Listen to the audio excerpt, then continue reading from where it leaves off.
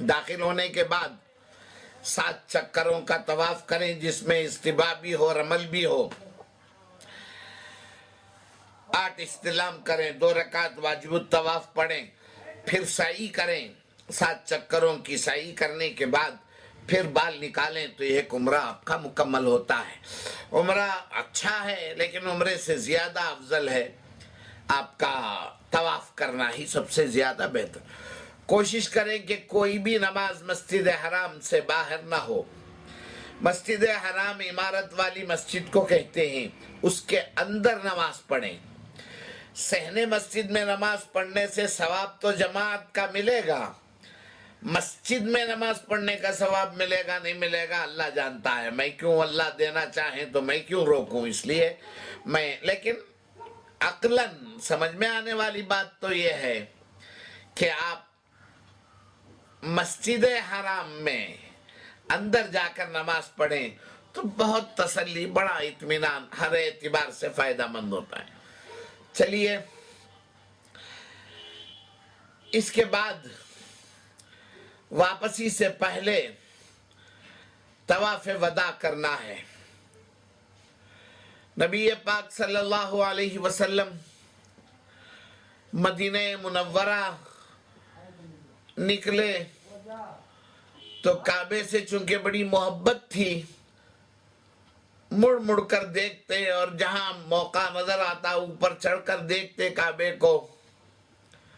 مدینہ منورہ تشریف لے جا رہے تھے، ہجرت فرما رہے تھے، اللہ نے تسلی کی آیت نازل فرمائی، ان الذی فرض علیک القرآن لرادک الی معاد، بے شک وہ پروردگار جس نے آپ پر قرآن اتارا ہے آپ کو واپس مکہ لائے گا۔ آپ اطمینان سے جائیں، آپ غمگین نہ ہو، آپ پریشان نہ ہو۔ ما ودعک ربک وما قلی، طٰہٰ ما انزلنا علیک القرآن لتشقی، فلنولینک قبلۃ ترضاها۔ ان گنت آیتیں ہیں جس میں اللہ پاک آقا کو تسلی دیتے ہیں، نصفہ او انقص منہ قلیلا۔ یہ سب آیتیں تسلی کی ہیں، لا تہدی من احببت ولکن اللہ یہدی من یشاء۔ بہرحال بزرگوں سے سنا، واللہ عالم، کسی کتاب کا حوالہ تو میں نہیں دے سکتا لیکن سنا ہے بزرگوں سے کہ اس آیت کو، ان الذی فرض علیک القرآن لرادک الی معاد کی آیت کو اپنی انگلی سے کعبے کی دیوار پر لکھ دیں، الف نون الف لام ذال یا فا را ضا فرضا، تو اللہ تعالیٰ پھر توفیق دیتے ہیں اس کے دربار میں حاضری کی۔ اللہ ہم سب کو حاضری کی توفیق عطا فرمائے۔ عزیزان محترم، یہاں ہم نے جو کچھ کیا، اللہ تعالیٰ سے دعا مانگیں کہ کوئی خامی، کوئی خرابی رہ گئی ہو تو اللہ اسے معاف فرمائے۔ میری رائے میں ہر حاجی ایک 50 ریال غریبوں میں خیرات کرے اور اپنی چھوٹی چھوٹی غلطیوں کی معافی اللہ سے مانگے۔ اللہ تعالی ہم سب کو ہدایت نصیب فرمائے اور ہمارے حج کو اور ہر عمل کو قبول فرمائے، اور جو غلطیاں خامیاں ہم سے ہو گئی ہوں اللہ انہیں معاف فرمائے۔ وآخر دعوانا ان الحمدللہ رب العالمین۔ عزیزان محترم، مدینہ پاک کا تذکرہ باقی ہے اور زیارات مقامات مقدسہ کا تذکرہ بھی ہے۔ آپ حضرات کے سامنے مختصر عرض کروں گا انشاءاللہ العزیز۔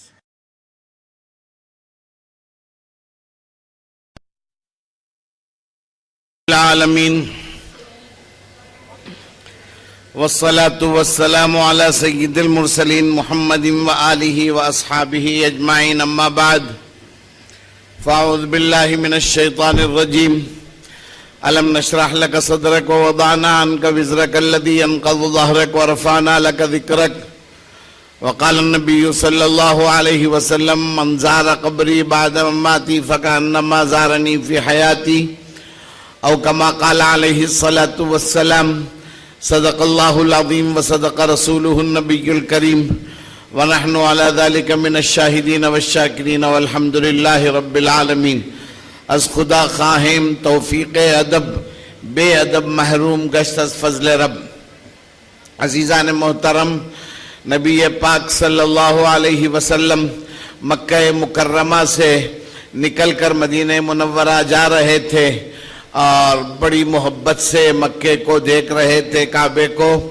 بہت غمگین تھے آپ صلی اللہ علیہ وسلم مکے سے نکلنے پر، تو اللہ تعالیٰ نے آپ کی تسلی کے لیے آیت نازل فرمائی، ان الذی فرض علیک القرآن لرادک الی معاد۔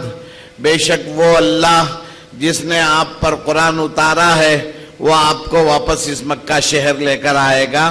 بعض کتابوں میں لکھا ہے کہ مکے سے جب آپ نکلیں گے مدینہ جانے کے لیے تو اس آیت کو اپنی انگلی سے کعبے کی دیواروں پر لکھ دیں گے تو اللہ تعالیٰ دوبارہ آپ کو مکہ لے کر آئیں گے۔ اللہ کرے بار بار حاضری کا موقع ہمیں نصیب ہو۔ میں نے پہلے ہی کہا تھا مدینہ جانے سے پہلے آپ حضرات طواف وداع، واپسی کا طواف کر لیں، اس میں اللہ سے دعا کریں یا اللہ یہ میرا آخری طواف نہ ہو، پھر مجھے آنا ہو، پھر آنا ہو اور پھر آنا ہو۔ یہ دعا مانگتے ہوئے طواف کریں، اس طواف کو طواف وداع کہتے ہیں۔ میں نے شاید کہا تھا کہ نبی صلی اللہ علیہ وسلم کی اہلیہ محترمہ حضرت عائشہ یہ منت مانی تھی کہ یا اللہ مکے سے ہم نکل کر جا رہے ہیں، دوبارہ مکہ آئے تو میں کعبے کے اندر 2 رکعت نماز پڑھوں گی۔ منت مانی تھی، مکہ فتح ہوا، نبی صلی اللہ علیہ وسلم واپس تشریف لائے تو حضرت عائشہ کی منت یاد تھی نبی صلی اللہ علیہ وسلم کو۔ آپ نے حضرت عائشہ کا ہاتھ پکڑا اور حتیم کے اندر لے گئے اور فرمایا یہاں 2 رکعت پڑھنا، کعبے کے اندر پڑھنا ہے، چلو یہاں 2 رکعت پڑھ لو۔ آپ سے بھی گزارش ہے کہ اپنی بیگم کا ہاتھ پکڑیں اور حتیم کے اندر لے جا کر نماز پڑھیں۔ تو جگ پڑھ لگا جا کر کے نہ بولیں، بلکہ نبی کی سنت کے مطابق ہاتھ پکڑ کر لے جا کر جگہ بنا کر ان کو نماز پڑھنے دیں اور سامنے کھڑے ہو کر ان کی حفاظت کریں اور حفاظت سے لے کر آئیں۔ اللہ ہمیں توفیق عطا فرمائے۔ آپ حضرات مکے سے مدینہ جا رہے ہیں، ایک نیا جوڑا یہیں سے رکھ کر لے جائیں، نبی صلی اللہ علیہ وسلم کی خدمت میں حاضری کے وقت نیا جوڑا پہننے کے لیے۔ مدینے والے جب نبی صلی اللہ علیہ وسلم مکے سے آ رہے تھے، مدینہ ہجرت کر کے مدینہ آ رہے تھے تو مدینے والے ایک ایک جوڑا رکھے تھے۔ اس زمانے میں بچیاں نئے جوڑے سلا کر گھروں میں رکھے تھے، بچے نئے جوڑے سلا کر رکھے تھے کہ آقا کے سامنے جائیں تو آقا خوش ہو جائیں، اچھے کپڑوں میں دیکھیں گے تو خوش ہو جائیں گے۔ وہ اگر خوش ہو گئے تو اللہ خوش ہیں، وہ اگر ناراض ہوئے تو اللہ ناراض ہیں۔ سیدھی سیدھی بات، من اطاعنی فقد اطاع اللہ ومن عصانی فقد عصى اللہ۔ جس نے میری اطاعت کی اس نے اللہ کی اطاعت کی، جس نے میری نافرمانی کی اس نے اللہ کی نافرمانی کی۔ اللہ سے نبی صلی اللہ علیہ وسلم نے پوچھا، یا اللہ موسیٰ کو تو نے عصا دیا، عیسیٰ کو روح دیا، پھونکنے کی طاقت دی، اور ایک ایک پیغمبر کو ایک ایک خصوصیت دی، مجھے کیا ملا؟ تو اللہ نے کہا، حبیب پاک کیا آپ اس سے ناراض، کیا آپ اس سے خوش نہیں ہیں کہ اذا ذکرت ذکرت معی، کہ میرا تذکرہ ہوگا تو آپ کا تذکرہ ہوگا، مجھے یاد کریں گے تو لوگ آپ کو یاد کریں گے، میرا نام لیں گے تو آپ کا نام لیں گے۔ آمنوا باللہ ورسولہ، آمنوا باللہ ورسولہ، یؤمنون باللہ ورسولہ، تؤمنون باللہ ورسولہ، کفروا باللہ ورسولہ، اطیعوا اللہ ورسولہ، ومن یطع اللہ ورسولہ، ومن یعص اللہ ورسولہ، ومن یطع الرسول فقد اطاع اللہ، اذان من اللہ ورسولہ، براءۃ من اللہ ورسولہ، لا تقدموا بین یدی اللہ ورسولہ، ذلک بانہم شاقوا اللہ ورسولہ، ومن یشاقق اللہ ورسولہ، ومن یحادد اللہ ورسولہ، استجیبوا للہ وللرسول اذا دعاکم سیؤتینا اللہ من فضلہ ورسولہ۔ ان گنت جگہ ایسا ہے جہاں اللہ کا نام آتا ہے، وہاں سرکار دو عالم صلی اللہ علیہ وسلم کا تذکرہ آتا ہے۔ آپ اس بستی کو جا رہے ہیں جس بستی سے آقا کو محبت ہے۔ امرو علی دیاری جداری لیلا، اقبل ذل جدار وذل جدارا، وما حب الدیاری شغفن قلبی ولیکن حب من سکن الدیارا۔ مجنو کا شعر ہے۔ مجنو کہتا ہے میں لیلا کی بستی سے گزرتا ہوں تو دیوار کو، دروازوں کو، چبوترے کو، چوکھٹ کو بوسہ دیتے ہوئے گزرتا ہوں۔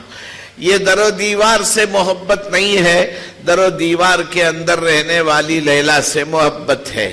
میرے دوستو، اگر آپ کو آقا صلی اللہ علیہ وسلم سے محبت ہے تو وہاں کے درختوں سے پیار کریں، وہاں کے پہاڑوں سے پیار کریں، وہاں کی مٹی سے پیار کریں، وہاں کے گھروں سے، وہاں کی دکانوں سے، وہاں کے لوگوں سے محبت کریں۔ کسی پر چڑھنا نہیں ہے، وہاں کسی سے زور سے بات کرنا نہیں ہے، صرف ادب لے کر جائیں اور کامیاب واپس آئیں۔ بے ادب بے نصیب ہے، وہاں ادب والا کامیاب ہو جائے گا۔ محبت اور عشق کا امتحان ہوگا آپ کی محبت کا۔ محبت لے کر جائیں گے، آقا کی دربار میں پیش کریں گے اور محبت لے کر آئیں گے۔ یہی ہے مدینے کے سفر کا سب کچھ، اور کچھ نہیں ہے۔ ایک بادشاہ گزرا ہے، تبا قوم کا بادشاہ، یمن کا بادشاہ گزرا ہے۔ یہ یمن کا بادشاہ بہت پہلے کی بات ہے، وہ اپنے گاؤں سے نکل کر لمبا سفر کر رہا تھا تو راستے میں ایک بستی ملی، اس بستی کا نام یثرب تھا۔ بادشاہ اس بستی کو پہنچا تو بادشاہ کے جو وزراء تھے، اہل کتاب علماء تھے، سمجھدار لوگ تھے، انہوں نے دیکھا کہ یہ بستی تو بڑی بابرکت بستی ہے، یہ وہ بستی ہے جس کا تذکرہ ہماری کتابوں میں ہے۔ دیکھنے کے بعد بادشاہ سے کہنے لگے جہاں پناہ آپ آگے جائیں، ہم لوگ اسی بستی میں رہیں گے۔ کیا کریں گے اس دیہات میں؟ آخری پیغمبر یہاں آنے والے ہیں، ہم ان کا انتظار کریں گے۔ ان کے انتظار میں بھی لذت ہے۔ رات بھر پچھلی سی آہٹ کان میں آتی رہی، جھانک کر دیکھا گلی میں کوئی بھی آیا نہ تھا۔ مرنے کے بعد بھی میری آنکھیں کھلی رہی، عادت جو ہو گئی تھی تیرے انتظار کی۔ تو ان لوگوں نے کہا جہاں پناہ ہم انتظار کریں گے آنے والے پیغمبر صلی اللہ علیہ وسلم کا۔ ہماری کتابوں میں لکھا ہے کہ آخری پیغمبر جس بستی کو آئیں گے وہ یہی بستی ہے کہ درخت ایسے ہیں، پھل ایسے ہیں، پہاڑ ایسے ہیں، مٹی ایسی ہے، چٹانیں ایسی ہیں، ساری نشانیاں ہیں، بلکہ یہ جگہ بھی ہے جہاں پہلی بار وہ آ کر اتریں گے۔ بادشاہ بڑا متاثر ہوا، اس نے اس علاقے میں گھر، چھوٹے چھوٹے گھر بنائے ان علماء کرام کے لیے، اور جہاں انہوں نے بتایا کہ یہاں اتریں گے وہاں 2 منزلہ مکان بنایا بادشاہ نے، اور ان لوگوں سے کہا تمہارا کام ہوگا ان کا انتظار کرنا۔ تمہاری زندگی میں آئے تو ان کی بات مان لینا، اگر تمہاری زندگی میں نہیں آ سکے اور تمہیں موت آنے لگے تو اپنے بچوں کو بولنا کہ وہ انتظار کریں، وہ اپنے بچوں کو بولیں کہ وہ انتظار کریں۔ تو مدینے کا نام یثرب تھا۔ نبی صلی اللہ علیہ وسلم تشریف لائے تو آپ نے مدینہ نام رکھا۔ نبی صلی اللہ علیہ وسلم کا مدینے سے پہلے سے رشتہ ہے۔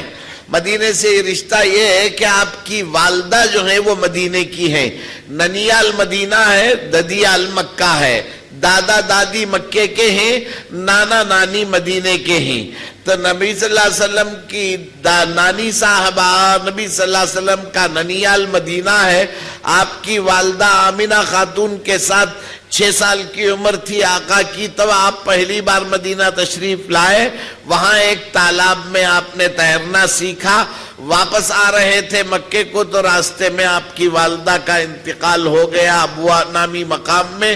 6 سال کے بچے کو چھوڑ کر آپ کی والدہ چلی گئی۔ اصل میں اللہ پاک دنیا کو یہ بتانا چاہتے ہیں کہ یہ میرا محبوب ہے، اس پر کسی کا کوئی احسان نہیں ہے، نہ اس کو دادا نے پالا ہے نہ چاچا نے پالا ہے، سب پر، سارے عالم پر، جانوروں پر، انسانوں پر، درختوں پر، پتھروں پر اس کا احسان ہے۔ اس پر کسی کا کوئی احسان نہیں ہے، اس لیے باپ کی گود کو اللہ نے پہلے ہی چھین لیا اور ماں کو 6 سال کی عمر میں چھین لیا۔ پوری زندگی کسی کو کچھ پڑھانے نہیں دیا، نبی صلی اللہ علیہ وسلم کو امی رکھا کہ کوئی آپ کا استاد نہ رہے، امی ہے مگر باتوں میں رس گھول رہا ہے، پلکوں پہ 2 عالم کو لیے تول رہا ہے۔ یہ اللہ کے نبی صلی اللہ علیہ وسلم کی خصوصیت، میرا موضوع نہیں ہے، اس لیے میں آگے بڑھتا ہوں۔ آقا کو مدینے سے اتنی محبت ہوئی آنے کے بعد کہ اللہ کے نبی نے دعا کی کہ پروردگار میرے دادا ابراہیم نے مکے کے لیے جو دعائیں کی وہ ساری دعائیں میں مدینے کے لیے کرتا ہوں، یا اللہ مدینے میں برکت دے، مدینے کے لوگوں میں برکت دے، مدینے میں رہنے والوں میں برکت دے۔ اللہم بارک لہم فی مدہم، اللہم بارک لہم فی ساعہم، اے اللہ یہاں بیچنے والوں کے بیچنے میں برکت دے، خریدنے والوں کے خرید میں برکت دے، تول میں برکت دے، ناپ میں برکت دے۔ اس لیے خریدیں، منع نہیں کرتا میں، حد سے زیادہ نہیں، لیکن خریدیں۔ ایک بزرگ کی خدمت میں ایک حاجی صاحب ایک جانماز لا کر دیے تو انہوں نے اسے آنکھوں سے لگایا، بوسہ دیا، سینے سے لگا کر رکھ دیا۔ ان کے جانے کے بعد، حاجی صاحب کے جانے کے بعد لوگوں نے اور مریدین نے کہا حضرت اسے کیا بوسہ دینا، یہ تو چین کا ہے یا ترکی کا ہے، اسے کیا پیار کرنا؟ تو حضرت والا نے فرمایا کہ مجھے چین سے ترکی سے کوئی مطلب نہیں ہے، اس جانماز کو میرے آقا کی بستی کی ہوا لگی ہے، اسے میں نے سینے سے لگایا ہے۔ تو آپ کو مدینے کی ہوا سے پیار ہو۔ ایک مرتبہ طوفان آ گیا مدینے میں، گول پھرتا ہوا طوفان، مٹی اڑنے لگی۔ بعض صحابہ کرام نے اپنے رومال، اپنی چادریں اپنی ناک پر رکھ لی۔ آقا نے فرمایا چادر ہٹاؤ، ہاتھ ہٹاؤ، یہ میری بستی کی دھول ہے، جس کی ناک میں، جس کی حلق میں چلے جائے اسے جزام اور برس کی بیماری نہیں آئے گی۔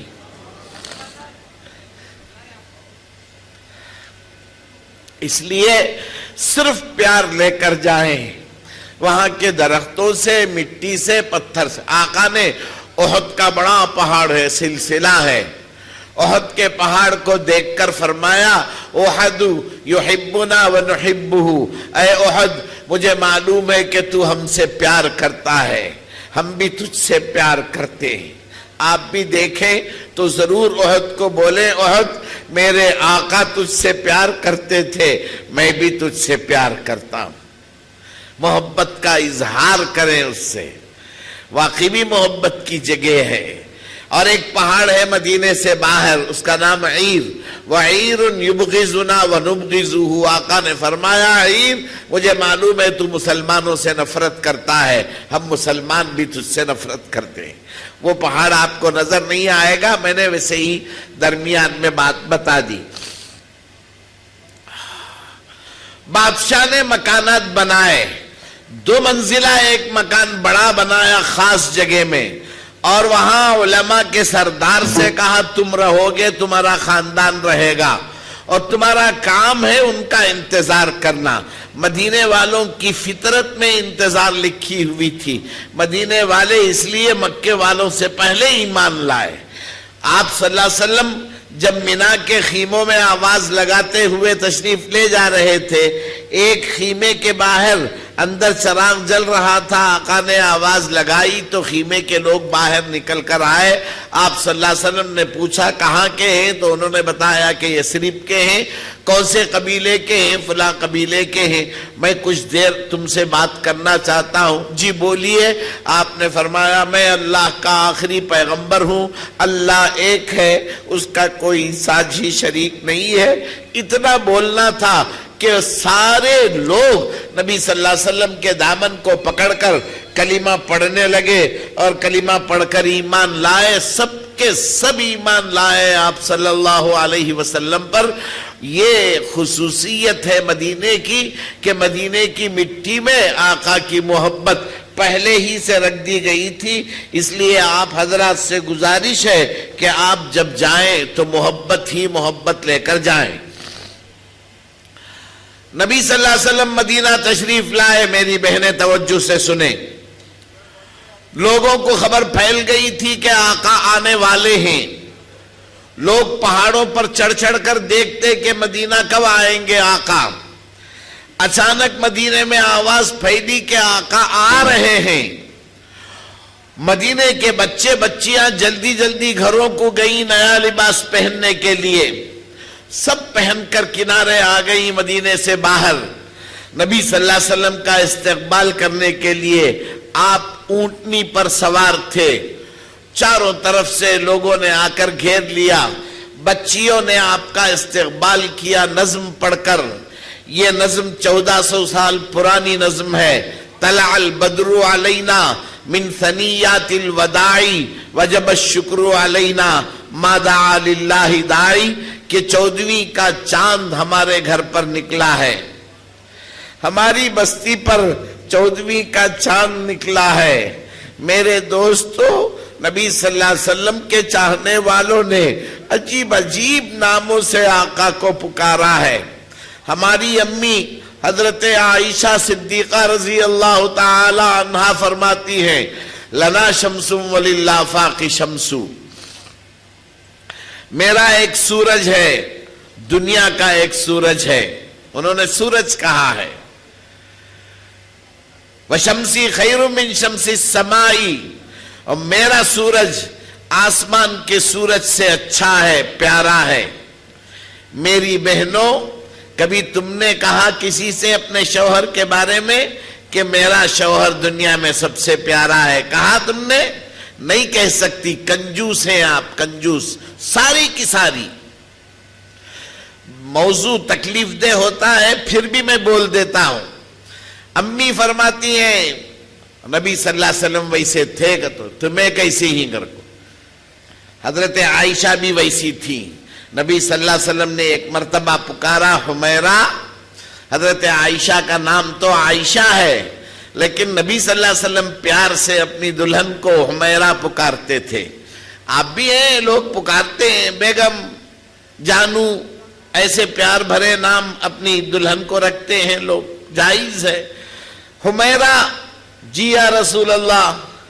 حضرت عائشہ پانی بھر کر گلاس میں پی رہی تھی، ابھی ہونٹ لگائے نہیں۔ نبی صلی اللہ علیہ وسلم نے فرمایا عائشہ تھوڑا سا پانی میرے لیے بھی بچا لینا۔ حضرت عائشہ نے آدھا پانی پیا اور بچا کر گلاس نبی صلی اللہ علیہ وسلم کی طرف بڑھایا۔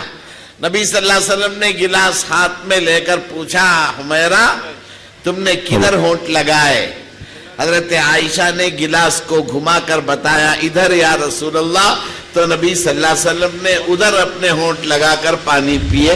یہ میاں بیوی کی محبت ہے جسے اللہ محبت بھری نگاہوں سے دیکھتے ہیں۔ اب ہم لوگ تو زندگی مجبوری کی گزارتے ہیں، انہیں کما کو لا کو ڈالتا، کر کو پکا کو ڈالتی، پکا کو ڈالتا، پکا کو ڈالتی، کر کو کما کو لا کو ڈالتا۔ کہیں کوئی خلوص پیار محبت ہے ہی نہیں الا ماشاء اللہ۔ دیکھو کیسا بول رہی ہے حضرت عائشہ، پورے مجمع میں ایک عورت بھی نہیں بولے گی میں کبھی تعریف کری تمہاری ناک اچھی ہے، تمہارے کان اچھے ہیں، تمہاری آنکھیں خوبصورت ہیں، کبھی نہیں، حالانکہ کرنے کا حکم ہے اور اس کے علاوہ کرنا چاہیے۔ البتہ ہم نہ اللہ بولیا ہے تمہیں تعریف کرو، نہیں ہے تو بھی جھوٹی تعریف کرو، اس لیے کہ انہوں خوبصورت نہیں، ہمیں خوبصورت ہی سو۔ نہیں میری بات نہیں سمجھ میں آتی رہیں، عورتوں کو غصہ الگ ہے، الگ رندے۔ اللہ بولیا مہندی لگاؤ، بولیا کسے؟ عورتوں کو، ہم نہ بولیا ضرورت نہیں، تمہیں ویسے خوبصورت۔ کان میں جھمکا ڈالو، بولیا ہم نہ بولیا نہیں۔ ناک میں بیسر ڈالو، بولیا ہم نہ بولیا نہیں۔ ہر قسم سے سجو سورو، بولیا کہ تو سج سور کو نہیں، ہمیں اچھی صورت کو سورنے کی ضرورت کیا ہے؟ اچھی صورت کو سورنے کی ضرورت کیا ہے؟ سادگی بھی تو قیامت کی ادا نہیں۔ ایمانداری سے تمہیں بولو، مرغی خوبصورت، مرغا خوبصورت، بولو مرغا خوبصورت، کلغی، دم، مور خوبصورت، مورنی خوبصورت، مور ہے نہیں ہے، یہ گھر کی چڑی خوبصورت، چڑا خوبصورت، کاجل لگا کو پر میں کالا کالا رنگ ایکسٹرا، شیر خوبصورت، شیرنی خوبصورت، سامنے لمبے لمبے بال۔ مرد کو اللہ فطری سجاوٹ دیا ہے، عورتہ نہیں ہی، اس لیے جھوٹی تعریف کرنا پڑے تو بھی کر لے اور ایک کو نبی صلی اللہ علیہ وسلم ہم نہ بولے۔ ان کو کیا دھاڑ کرنے کے واسطے؟ کبھی نہیں، سب کو نخرے۔ اللہ حفاظت فرمائے، اب تو سیکھیں کم از کم۔ حضرت عائشہ فرماتی ہیں میرا سورج آسمان کے سورج سے اچھا ہے، فَإِنَّ الشَّمْسَ تَطْلُعُ بَعْدَ فَجْرٍ، آسمان کا سورج صبح کے بعد روشن ہوتا ہے، وَشَمْسِ طَالِعٌ بَعْدَ الْعِشَاءِ، میرا سورج اندھیری رات میں بھی چمکتا ہے، روشن رہتا ہے۔ کیا بولی ہے حضرت عائشہ؟ حسان بن ثابت کہتے ہیں اللہ کے رسول وَأَحْسَنَ مِنْكَ لَمْ تَرَ قَطُّ عَيْنِي، آپ سے خوبصورت میری آنکھوں نے کسی کو نہیں دیکھا۔ وَأَجْمَلَ مِنْكَ لَمْ تَلِدِ النِّسَاءُ، نہیں دیکھا نہیں دیکھا نہیں، کسی ماں نے نہیں جنا آپ سے پیارے کسی کو۔ خلقت مبرأ من کل عیب، آپ تو ایسے پیدا ہوئے ہیں کأنک قد خلقت کما تشاء، گویا ایسا لگتا ہے جیسے اللہ نے آپ کو پوچھ پوچھ کر آپ کو بنایا ہے۔ آپ کو بنانے سے پہلے آپ کی روح سے آپ کے پروردگار نے پوچھا کہ آنکھیں کتنی لمبی چوڑی چاہیے، پلکیں کیسی چاہیے، پیشانی کتنی چوڑی چاہیے۔ یدرہ الغضب، درمیان پیشانی میں ایک رگ رہتی تھی نبی صلی اللہ علیہ وسلم کی، جب آخرت کا خوف دلاتے تو وہ رگ پھڑپھڑاتی تھی، حرکت کرتی تھی۔ دیدے سفید تھے نبی صلی اللہ علیہ وسلم کے، لال لال لکیریں تھی دیدوں میں، گلابی لکیریں تھی اور بڑی پیاری لگتی تھی، گھنی تھی بھویں نبی صلی اللہ علیہ وسلم کی، آپس میں مل کر نہیں تھی، درمیان میں صفائی تھی۔ پیر پر پانی کا قطرہ پنڈلی پر گرتا تو زمین تک پہنچ جاتا، کہیں رکتا نہیں تھا، ایسی صاف پنڈلی تھی نبی صلی اللہ علیہ وسلم کی۔ کبھی کبھار مسکراتے تو دانت سے روشنی نکلتی، دیوار کو ٹکرا کر واپس آتی تھی۔ صحابہ کہتے ہیں ہم تو دیکھتے تو سمجھتے کہ نیا دیکھنے والا آپ کی ناک مبارک موٹی ہے، ناک موٹی نہیں تھی، ناک کے اوپر روشنی کی لکیر رہتی تھی، اس وجہ سے دور والا سمجھتا موٹی ناک ہے، قریب دیکھتے تو پتہ چلتا کہ سانچے میں ڈھلی ہوئی ہے۔ سینہ مبارک چوڑی تھی، باریک باریک بال کی ایک لکیر تھی جو ناف تک پہنچی ہوئی تھی، آپ صلی اللہ علیہ وسلم کی گردن سانچے میں ڈھلی ہوئی تھی، بال کبھی کانوں تک رہتے تھے، کبھی کندھے تک رہتے تھے، فقط تھے ریش و سر میں 20 اجلے، 20 بال آخری زمانے میں سر اور داڑھی میں اجلے تھے۔ صحابہ کیسے ہوں گے؟ اگر ایک ایک بال کا حساب رکھے کتنا پیار رہا ہوگا۔ نبی صلی اللہ علیہ وسلم ہجرت کر کے جا رہے ہیں، حضرت ابوبکر صدیق ساتھ میں ہیں، راستے میں ایک گھر ملا، جھوپڑی ملی کہیں پتہ نہیں کون سے جنگل میں اور کون سے ریگستان میں، آپ صلی اللہ علیہ وسلم اجنبی اس گھر والوں کے لیے اندر تشریف لے گئے گھر کے پاس، تو معلوم ہوا گھر میں ایک عورت ہے، بڑی عمر کی عورت، اور کوئی مرد نہیں ہے۔ وہاں ایک بکری، سوکھی بکری بندھی ہوئی تھی اور بہت پیاسے بھوکے تھے حضرت ابوبکر اور نبی صلی اللہ علیہ وسلم۔ نبی صلی اللہ علیہ وسلم کے ساتھی ابوبکر صدیق نے اس عورت سے کہا آپ اجازت دیں تو ہم بکری سے تھوڑا سا دودھ نکال لیں۔ عورت رو پڑی اور کہنے لگی مہمان، بکری میں دودھ ہوتا تو سب سے پہلے میں لا کر آپ کو پیش کر دیتی، اس میں کچھ نہیں ہے۔ ابو بکر صدیق نے فرمایا بس آپ اجازت دیں۔ ام معبد نام ہے اس خاتون کا۔ نبی صلی اللہ علیہ وسلم نے اس کی اجازت کے بعد حضرت ابو بکر کو اشارہ کیا اور آقا کی برکت دودھ نکلا، سب نے پیٹ بھر کر پیا اور نکل گئے سفر میں۔ ام معبد کا شوہر آیا، اس نے آ کر دیکھا تو دیکھا کہ گھر دودھ سے بھرا ہوا ہے، ہر برتن میں دودھ ہے۔ اس نے پوچھا کہاں سے؟ تو اس عورت نے کہا 2 مہمان آئے تھے، 3 مہمان تھے، راستہ دکھانے والا ایک تھا، اس میں ایک ایسے تھے کہ جیسے نہ کوئی پیدا ہوا ہوگا نہ پیدا ہوگا، ان کی آنکھیں ایسی تھی، ان کی پیشانی، ان کے بال، سر سے انہوں نے عمامہ نکالا تو درمیان میں سیدھی مانگ تھی اور مانگ سے روشنی نکل رہی تھی۔ ایک نیگرو صحابی آئے آقا کے دربار میں، ان کے بال جلے ہوئے تھے اور سر زخمی تھا۔ نبی صلی اللہ علیہ وسلم نے پوچھا یہ کیا ہے؟ تو انہوں نے کہا یا رسول اللہ آپ کبھی کبھار عمامہ نکالتے ہیں تو آپ کے سر مبارک میں جو روشنی نکلتی ہے وہ آپ کی مانگ اتنی پیاری لگتی ہے کہ میں نے بہت کوشش کی مانگ نکالنے کی، لیکن یہ اسپرنگ جیسے میرے بال مانگ نکلتی نہیں تھی، اس لیے میں نے گرم سلاخ آگ میں رکھ کر لال کر کے سر پر رکھ لی کہ سلاخ سے بال بھی جلے اور کھال بھی جلی، اب مانگ بن گئی ہے، آپ کی مانگ جیسی مانگ میرے سر پر آ گئی۔ دوستو اسے عشق کہتے ہیں، اسے محبت کہتے ہیں، اسے محبت کہتے ہیں کہ ویسے قرنی سے جب ملنے گئے صحابہ تو انہوں نے پوچھا میں نے سنا کہ احد میں آپ کے دندان مبارک شہید ہو، ہاں کون سا دانت شہید ہوا تھا؟ تو وہ صحابہ کو اتفاق سے یاد نہیں تھا۔ آپ کو میں بتاتا ہوں 2 نیچے کے چوڑے دانتوں میں سے دائیں جانب کا پہلا دانت جو ہے یہ دانت شہید ہوا تھا نبی صلی اللہ علیہ وسلم۔ حضرت اویس قرنی نے بتایا اپنا منہ کھول کر جس میں ایک بھی دانت نہیں تھا۔ وہ کہنے لگے میں نے سوچا یہ دانت شہید ہوا ہوگا اسے توڑا، پھر سوچا یہ شہید ہوا ہوگا اسے توڑا، ایک ایک کر کے میں نے سارے دانت توڑ دیے کہ جو دانت نبی کے منہ میں نہیں ہے وہ دانت میرے منہ میں کیوں رہے۔ اسے پیار کہتے ہیں دوستو۔ خیر ہم لوگوں کے اندر وہ تو نہیں آ سکتا، اتنا تو کریں کہ نرمی سے عاجزی سے بات کریں۔ تو سب یہ خواہش کر رہے تھے کہ نبی صلی اللہ علیہ وسلم میرے گھر آئیں، میرے گھر مہمان بنے۔ آپ صلی اللہ علیہ وسلم نے سب سے کہہ دیا میری اونٹ کو اللہ کا حکم ہے وہ جہاں رکے گی میں وہاں اتروں گا، اسی گھر میں رہوں گا۔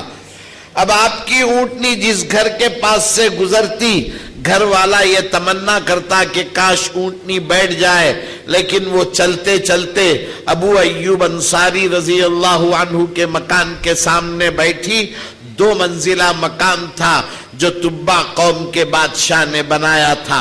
नबी सल्लल्लाहु अलैहि वसल्लम अंदर तशरीफ ले गए, अंदर पत्थर निकला जिस पर खुदा कर लिखा गया था कि ये घर किसी का नहीं है, आपका है, आप मेहमान नहीं है, इस घर के मालिक हैं और अबू अय्यूब अंसारी इस घर के निगरान हैं। इनके बाप दादा इस घर की हिफाजत करते थे और आपकी इंतजारी में थे। बादशाह ने अशार लिखे, ये शेर 1400 साल नहीं, 1400 साल से ज्यादा पुराने अशार हैं। पता नहीं कितने 100 साल पहले का बादशाह था, याद नहीं है मुझे।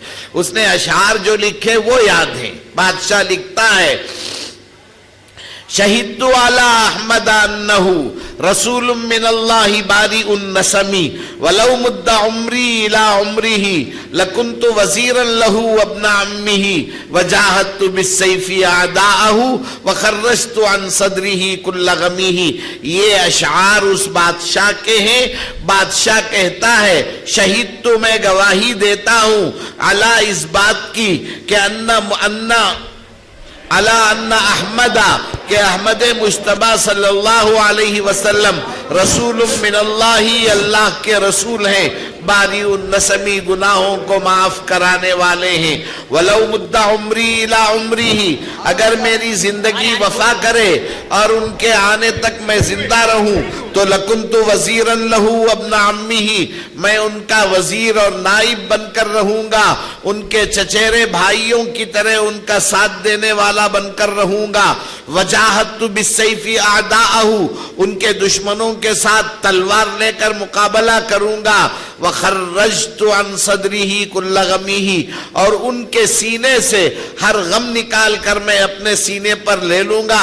मेरे प्यारे दोस्तों, मेरी प्यारी बेटियों, माओ बहनों, 1400 साल 1500 साल पहले एक ऐसा शख्स जिसने नबी सल्लल्लाहु अलैहि वसल्लम को नहीं देखा, आपके बाप को नहीं देखा, आपके दादा मोहतरम को नहीं देखा, अब्दुल मुत्तलिब को नहीं देखा, हाशिम को नहीं देखा, अब्दे मुनाफ को नहीं देखा, कुसई किलाब मुर्रा को नहीं देखा, वो कहता है कि आका आपको गमगीन होने नहीं दूंगा मैं, और आप नबी सल्लल्लाहु अलैहि वसल्लम के उम्मती वहां जाकर कोई ऐसा काम न करें जिससे आका को तकलीफ पहुंचे।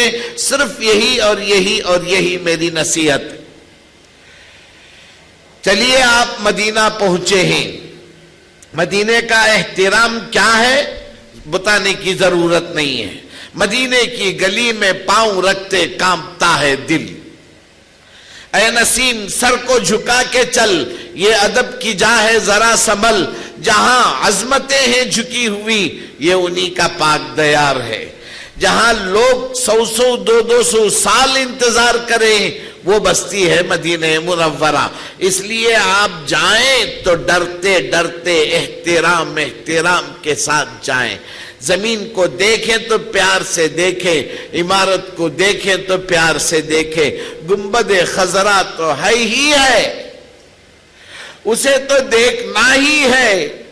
हमारे कलेजे कुर्बान उस पर। मस्जिद नबवी मेरे सरकार का जलवत कदा, गुंबद खजरा है खलवत के निहा खाने का नाम। ये जो मस्जिद है उसका नाम मस्जिद नबवी है, आका की मस्जिद। 50,000 नमाज का सवाब है उस मस्जिद में, एक नमाज। नबी सल्लल्लाहु अलैहि वसल्लम की मस्जिद हजरत मनाजिर हसन गिलानी के जुमले में बताता हूं कैसी थी। भाई वक्त हो रहा है, जल्दी जल्दी मुझे बात खत्म करनी है, तवज्जो से सुने। मनाजिर हसन गिलानी फरमाते हैं, उनका जुमला है वैसे ही नकल कर रहा हूं। फिर मदीना इस्लाम का पाए तख्त बना तो क्या वहां मिंबर की जगह तख्त बिछाया गया? वही मिंबर है, वही चमड़े का अखेरा गद्दा है, वही झोपड़ियां हैं, न हाजिब है न दरबान। अमीर भी आते हैं, गरीब भी आते हैं, सबके साथ एक मासा मामला। अजब दरबार था। सलातीन कहते हैं शाही दरबार था कि फौज थी, आलम था, पुलिस थी, जल्लाद थे, मुहतसिब थे, गवर्नर थे, कलेक्टर थे, मुंसिफ थे, जब्त था, कानून था। मौलवी कहते हैं कि मदरसा था کہ درس تھا، وعظ تھا، افتاح تھا، تصنیف تھی، تالیف تھی، محراب تھی، منبر تھا۔ صوفیہ کہتے ہیں کہ خانقاہ تھی، کہ دعا تھی، جھاڑ تھا، پھونک تھا، ورد تھا، وظیفہ تھا، شغل تھا، تحنس تھا، چلہ تھا، گریا تھا، بکا تھا، وش تھا، حال تھا، کشف تھا، کرامت تھی، فقر تھا، فاقہ تھا، زہد تھا، قناعت تھی، کنکریاں دی جاتی تھیں کہ کھارے کنووں کا پانی میٹھا ہو جائے گا، بچوں کے سروں پر ہاتھ پھیرا جاتا ہے، جس کو جو کہہ دیا جاتا ہے پورا ہوتا ہے۔ در حقیقت وہ سب کچھ تھا، اس لیے کہ وہ سب کچھ سب کے لیے تھا، کہ جس کسی کو چلنا تھا، جہاں کہیں چلنا تھا، اسی روشنی میں چلنا تھا۔ یہ ہے مسجد نبوی، مدرسے کا مدرسہ ہے، صوفیہ کی خانقاہ ہے، نمازیوں کے لیے مسجد ہے، فوجیوں کے لیے کمانڈر ان چیف کا مرکز ہے۔ سمجھ رہی میری بات؟ چلیے اس مسجد میں آپ کو ساری دنیا کی سب سے بڑی بڑی نشانیاں، علامتیں ملیں گی۔ مسجد کا ذرہ ذرہ بولتا ہوا ملے گا۔ مسجد کے اندر لال قالین ہے، ایک جگہ ہے جہاں سفید قالین ہے۔ آقا نے فرمایا ما بین منبری و بیتی روضۃ من ریاض الجنہ، میرے گھر اور میرے ممبر کے درمیان کا حصہ جنت کے ٹکڑوں میں سے ایک ٹکڑا ہے، جنت سے اتارا گیا ہے۔ آپ اندر جا کر باہر آ کر بولیں گے میں جنت کو جا کر آیا۔ رش کی جگہ ہے، دوسروں کا بھی خیال رکھیں، جہاں تک ہو سکے ذرا وقت گزارے۔ علامتی طور پر ستون ہے، وہاں جو خصوصیتیں تھیں وہاں ایک ستون ہے، ایک ستون ہے استوانہ حنانہ، ممبر کو لگا ہے۔ اصل میں وہاں ایک کھمبا تھا، کھجور کا ایک تنا تھا، نبی صلی اللہ علیہ وسلم اسے ٹیک لگا کر خطبہ دیتے تھے۔ ایک ممبر آپ کے لیے کسی عورت نے بنوایا، آپ ممبر پر پہنچے خطبہ دینے کے لیے، مسجد نبوی میں اچانک کسی کی رونے کی آواز گونجنے لگی، لوگوں نے دیکھا تو معلوم ہوا وہ ستون رو رہا ہے، نبی صلی اللہ علیہ وسلم کی جدائی پر رو رہا ہے۔ آقا تشریف لائے، سینے سے اس ستون کو لگایا اور اسے تسلی دی کہ تو میرے ساتھ جنت میں رہے گا۔ تب وہ ستون خاموش ہوا۔ جہاں وہ ستون تھا اب ایک ستون رکھا گیا ہے، بڑا سا ستون، اس کا نام حنانہ ہے، رونے والا ستون۔ ایک جگہ ہے جہاں نبی صلی اللہ علیہ وسلم نے اس جگہ کے بارے میں فرمایا کہ میری مسجد میں ریاض الجنہ میں ایک جگہ ہے، اس کی فضیلت معلوم ہو جائے تو تم سب لڑنے لگو گے وہاں نماز پڑھنے کے لیے۔ نبی صلی اللہ علیہ وسلم کے بعد حضرت عائشہ نے وہ جگہ بتائی تو نبی صلی اللہ علیہ وسلم کو وہاں ایک ستون بنایا گیا اور حضرت عائشہ کا نام اسے دیا گیا۔ جبرائیل علیہ السلام آتے آقا سے ملنے تو مسجد میں ایک جگہ بیٹھ جاتے تھے صحابی کی شکل میں، اس لیے کہ بلانا پکارنا بے ادبی ہے۔ ان الذین ینادونک، بے شک وہ لوگ حبیب پاک جو آپ کو پکارتے ہیں، من وراء الحجرات، گھر کے پیچھے سے، اکثرہم لا یعقلون، نہ سمجھ۔ نبی صلی اللہ علیہ وسلم کی بچیاں زینب ہیں، ام کلثوم ہیں، اور اللہ سلامت رکھے نبی صلی اللہ علیہ وسلم ہماری مائیں ہیں، عائشہ ہیں اور دوسری ام حبیبہ ہیں، یہ سب ہیں۔ نبی صلی اللہ علیہ وسلم کی دو پھوپیاں ہیں، عاتقہ ہیں، صفیہ ہیں، اور بہت سارے، حضرت عثمان غنی رضی اللہ عنہ ہیں، یہ سب جنت البقیع میں آرام کر رہے ہیں، وہاں ان کی بھی زیارت کریں۔ بہرحال عزیزان محترم، مدینے سے متعلق بہت ساری باتیں بولنے کی ہیں لیکن موقع نہیں ہے، زندگی میں موقع ملا تو پھر میں عرض کروں گا۔ اللہ تعالی ہمارے وہاں جانے کو قبول فرمائے اور ہماری حاضری کو اللہ قبول فرمائے۔ آقا نے فرمایا میرے اس دنیا سے پردہ کرنے کے بعد جو میری قبر پر حاضر ہوا وہ یہ سمجھ لے کہ وہ میرے سامنے حاضر ہوا۔ اب آقا کے سامنے جب ہم حاضر ہوں تو کیسے رہنا چاہیے، کیا کرنا چاہیے، آپ سوچیں۔ کوئی نعت یاد کر کے جائیں، سنائیں۔ جیسے اعجاز بھائی نے کہا مجھے بہت ساری نعتیں یاد ہیں، اللہ کا احسان ہے، میں شاعر ہونے کے باوجود نعت لکھنے کی ہمت نہیں کر پایا، پتہ نہیں کیا بات ہے، مجھے ہمت نہیں ہوئی۔ لیکن علامہ بصیری کی مولا صلی وسلم دائما ابدا سے لے کر بہت سارے علامہ جامی کی فارسی نعت سے لے کر عربی، فارسی، اردو اور تامل اور ہر زبان کی نعت میں نے یاد رکھی ہے۔ آقا کے دربار میں رات کو جب تنہائی ملتی ہے، خاموشی ملتی ہے، لوگ کم ہوتے ہیں اور اپنے گھروں میں نیند کے مزے لے رہے ہوتے ہیں، اس وقت جب تک مجھ میں کھڑنے کی طاقت ہوتی ہے میں کھڑ کر آقا کے دربار میں آہستہ آہستہ پڑھ کر سناتا ہوں جو مجھے یاد ہے، اور جب تھک جاتا ہوں تو بیٹھ کر پڑھ کر سناتا ہوں کہ پیروں میں طاقت نہیں ہے۔ آپ حضرات بھی اچھا السلام علیکم، چل تو میں ایسا سلام نہ کریں آقا کے دربار میں۔ آپ کا سلام ایسا ہو کہ میرا تو دل کرتا ہے کہ یہی گروں اور جان دے دوں آپ کے قدموں میں۔ ایسا سلام آپ کا ہونا چاہیے، بڑے پیار سے، بڑی محبت سے۔ وہاں حضرت ابو بکر صدیق رضی اللہ عنہ یار غار ہیں، وہاں حضرت عمر فاروق رضی اللہ عنہ ہیں، جن کے بارے میں آقا نے فرمایا میرے بعد نبی ہوتا تو عمر نبی ہوتا، وہ جدھر سے گزرتا ہے ادھر سے شیطان نہیں گزرتا، اس لیے بڑے پیار سے دیکھیں۔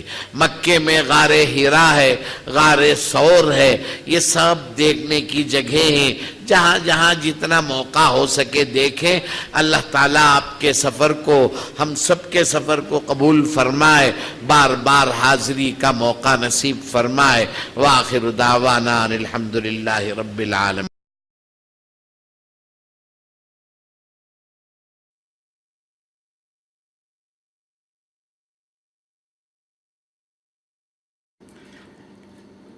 نحمده ونصلي على رسوله الكريم اما بعد۔ بزرگان محترم،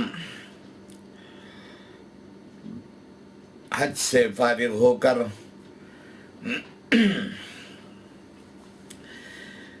زیارت رسول صلی اللہ علیہ وسلم کے لیے آپ حضرات مدینہ آئے ہیں۔ مدینہ پاک کا ذرہ ذرہ مقدس ہے۔ کچھ زیارت کی جگہوں کا میں تذکرہ کروں گا۔ کچھ مساجد ہیں، ریاض الجنہ کے کچھ ستون ہیں، جنت البقیع ہے۔ چلیے بسم اللہ۔ پہلے نمبر پر مسجد قباء ہے۔ میری بات کے ساتھ ساتھ پیچھے آپ کو مسجد کی 2-3 تصویریں نظر آئیں گی۔ یہ مسجد قباء ہے، اسلام کی پہلی مسجد۔ لَمَسْجِدٌ نُسِّسَ عَلَى التَّقْوَى مِنْ أَوَّلِ يَوْمٍ أَحَقُّ أَن تَقُومَ فِيهِ رِجَالٌ يُحِبُّونَ أَن يَتَطَهَّرُوا وَاللَّهُ يُحِبُّ الْمُطَّهِّرِينَ۔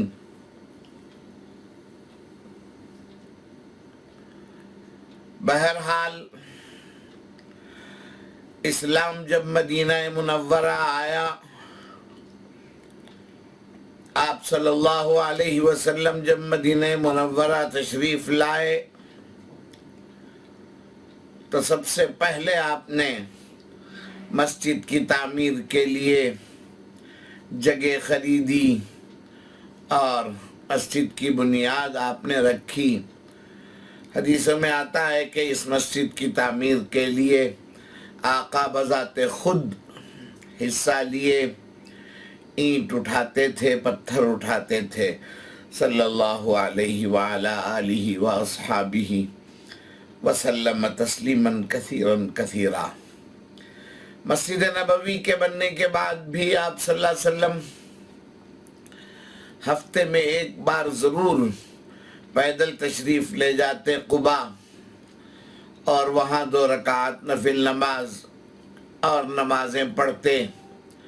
آپ صلی اللہ علیہ وسلم نے فرمایا کہ اس مسجد میں اس کی مختلف شکلیں آپ کو دکھائی دے رہی ہیں، اندر کے محراب کا بھی حصہ دکھائی دے رہا ہے، جھومر بھی نظر آ رہا ہے۔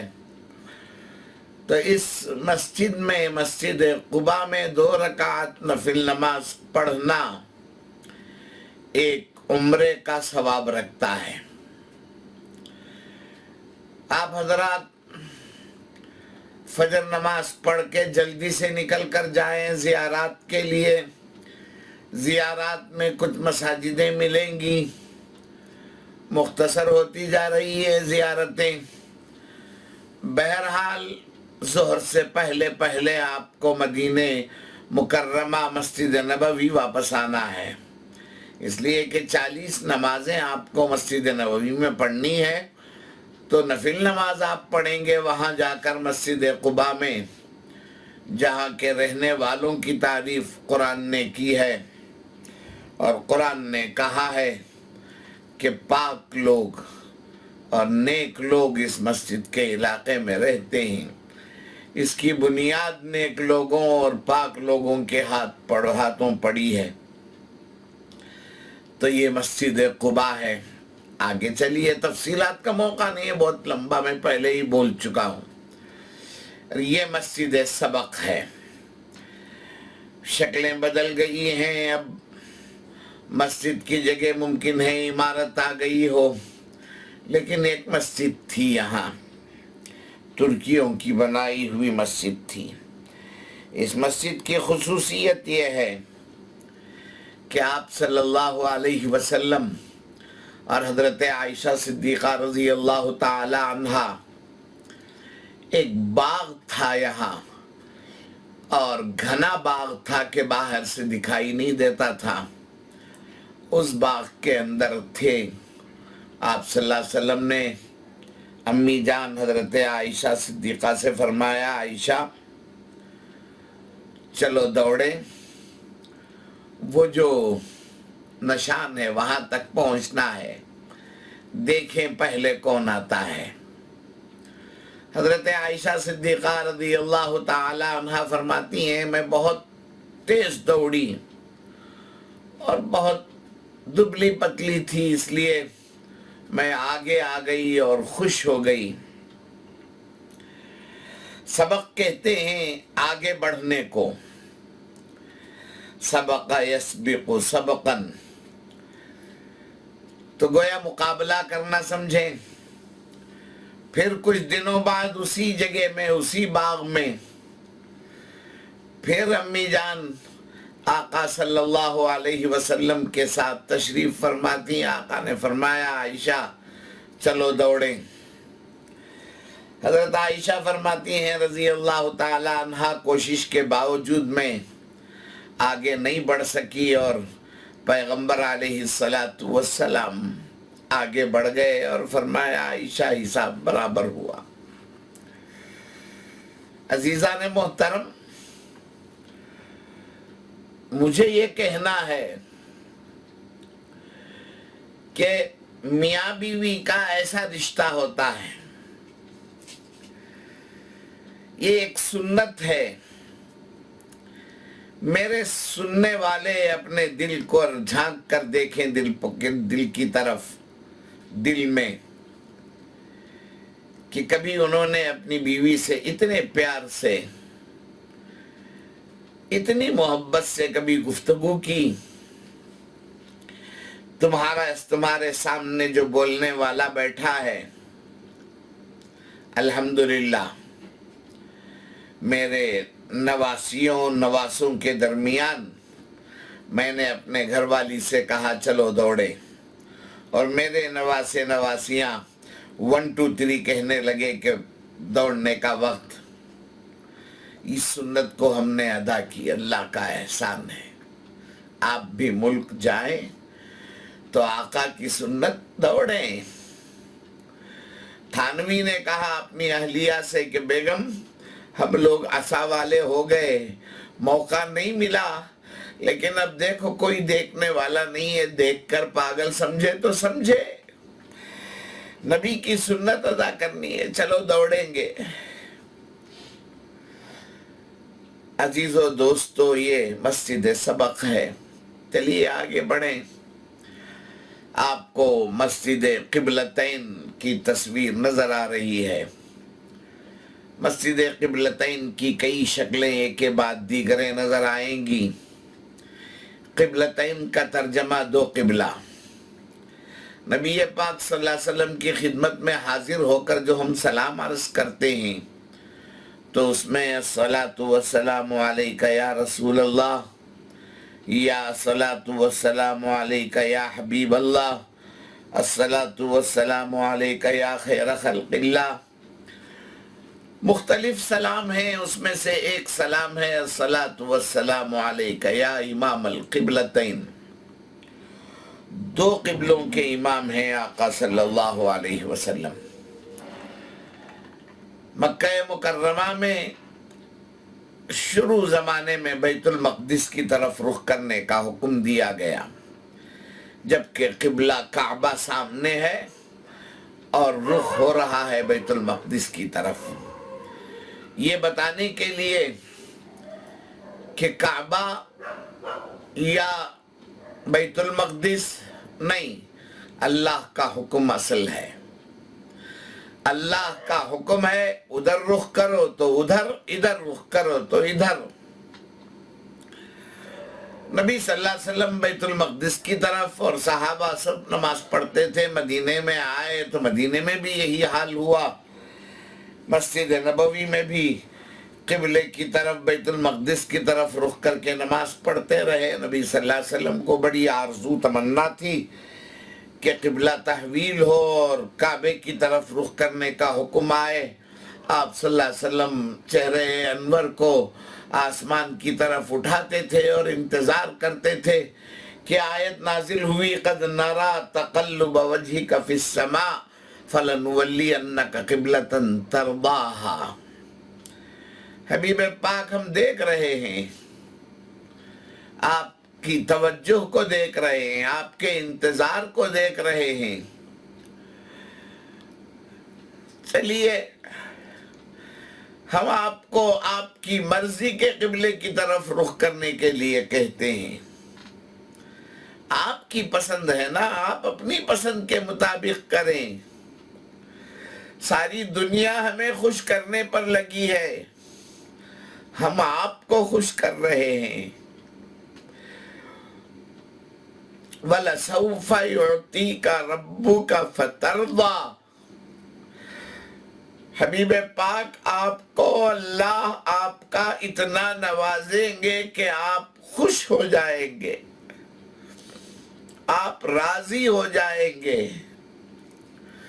آپ کی رضامندی ہمیں پیاری ہے۔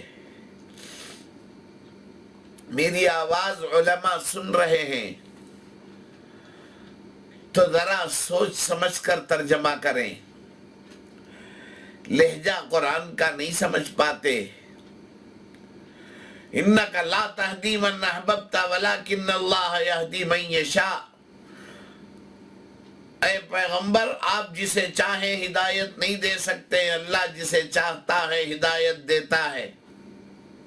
یہی ہے ترجمہ، لیکن لہجہ یہ نہیں ہے۔ اللہ پاک فرما رہے ہیں حبیب پاک آپ کے بلانے کے باوجود کوئی ایمان نہیں لایا تو اس میں آپ کو پریشان ہونے کی ضرورت نہیں ہے، آپ کی ذمہ داری نہیں ہے۔ آپ کیوں غمگین ہو جاتے ہیں؟ آپ کیوں کروٹیں بدلتے ہیں؟ نیند کیوں خراب کرتے ہیں؟ آپ بیمار کیوں پڑنا چاہتے ہیں؟ آپ مطمئن رہیں، ہدایت تو ہماری ذمہ داری ہے، دے نہ دے نہ دے، آپ غمگین نہ ہو۔ یہ ہے ترجمہ۔ یا ایھا المزمل قم اللیل الا قلیلا کا ترجمہ کرنے والے ایسا لہجہ اختیار کرتے ہیں کہ پیغمبر علیہ السلام ساری زندگی سوتے رہتے ہیں، اللہ پاک کہتا ہے اٹھیے نماز پڑھیے۔ نعوذ باللہ، آپ کے تو پیروں میں ورم آ جاتا تھا۔ اللہ فرما رہے ہیں تھوڑی دیر آرام کریں آقا، مزمل راحت لیں۔ آپ آدھی رات عبادت کر لیں تو آدھی رات سوئے نہیں، چلیے پونی رات عبادت کر لیے، پاؤ رات تو سو لے۔ توہین نہیں کی جا رہی ہے یہاں، نعوذ باللہ من ذالک۔ چلیے ایک صحابی مسجد نبوی میں، جہاں تک مجھے یاد ہے شاید عصر کی نماز ہے، کعبے کی طرف رخ کر کے آقا کی امامت میں نماز پڑھے، اور پڑھنے کے بعد وہ صحابی رضی اللہ عنہ اپنے محلہ آئے تو یہ جو مسجد آپ دیکھ رہے ہیں مسجد قبلتین، یہاں جو مسجد تھی اس مسجد میں نماز ہو رہی تھی اور رخ ان کا بیت المقدس کی طرف تھا۔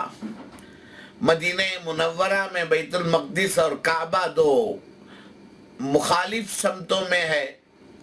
کعبے کی طرف رخ کر کے آپ نماز پڑھیں گے تو آپ کی پیٹھ بیت المقدس کی طرف ہوگی۔ بیت المقدس کی طرف رخ کر کے نماز پڑھ رہے تھے صحابہ تو ان کی پیٹھ کعبے کی طرف تھی مدینہ منورہ میں۔ انہوں نے دیکھا کہ ابھی تک ان لوگوں کو خبر نہیں ہے کہ کعبہ تحویل ہو گیا اور قبلہ تحویل ہو گیا اور کعبے کی طرف رخ کرنے کا حکم آ گیا۔ انہوں نے باہر سے آواز لگائی، نماز پڑھنے والوں، میں مسجد نبوی میں نماز پڑھ کے آ رہا ہوں، قبلہ بدل گیا ہے، اب کعبے کی طرف رخ کر لو۔ تو صحابہ جہاں کھڑے تھے وہیں کھڑے کھڑے مڑ گئے اور چہرہ جدھر تھا ادھر پیٹھ ہو گیا اور ساروں کا رخ کعبے کی طرف ہو گیا، اور بیچارے امام صاحب سب سے پیچھے رہ گئے، یقیناً پیچھے رہیں گے۔ پھر امام وہاں سے آہستہ آگے بڑھ کر آئے اور سب کے سامنے کھڑے ہو کر انہوں نے بقیہ نماز پوری کی۔ تو اس مسجد کا نام مسجد قبلتین ہے، دو قبلوں والی مسجد، کہ ایک نماز دو قبلوں کی طرف وہاں ہوئی ہے، اس طرح ہم نے بزرگوں سے سنا ہے۔ بہرحال اس کی مختلف شکلیں آپ نے دیکھی، موقع ہوا گئے، برکت ہے برکتن تبرکن، 2 رکعت نفل نماز پڑھیں۔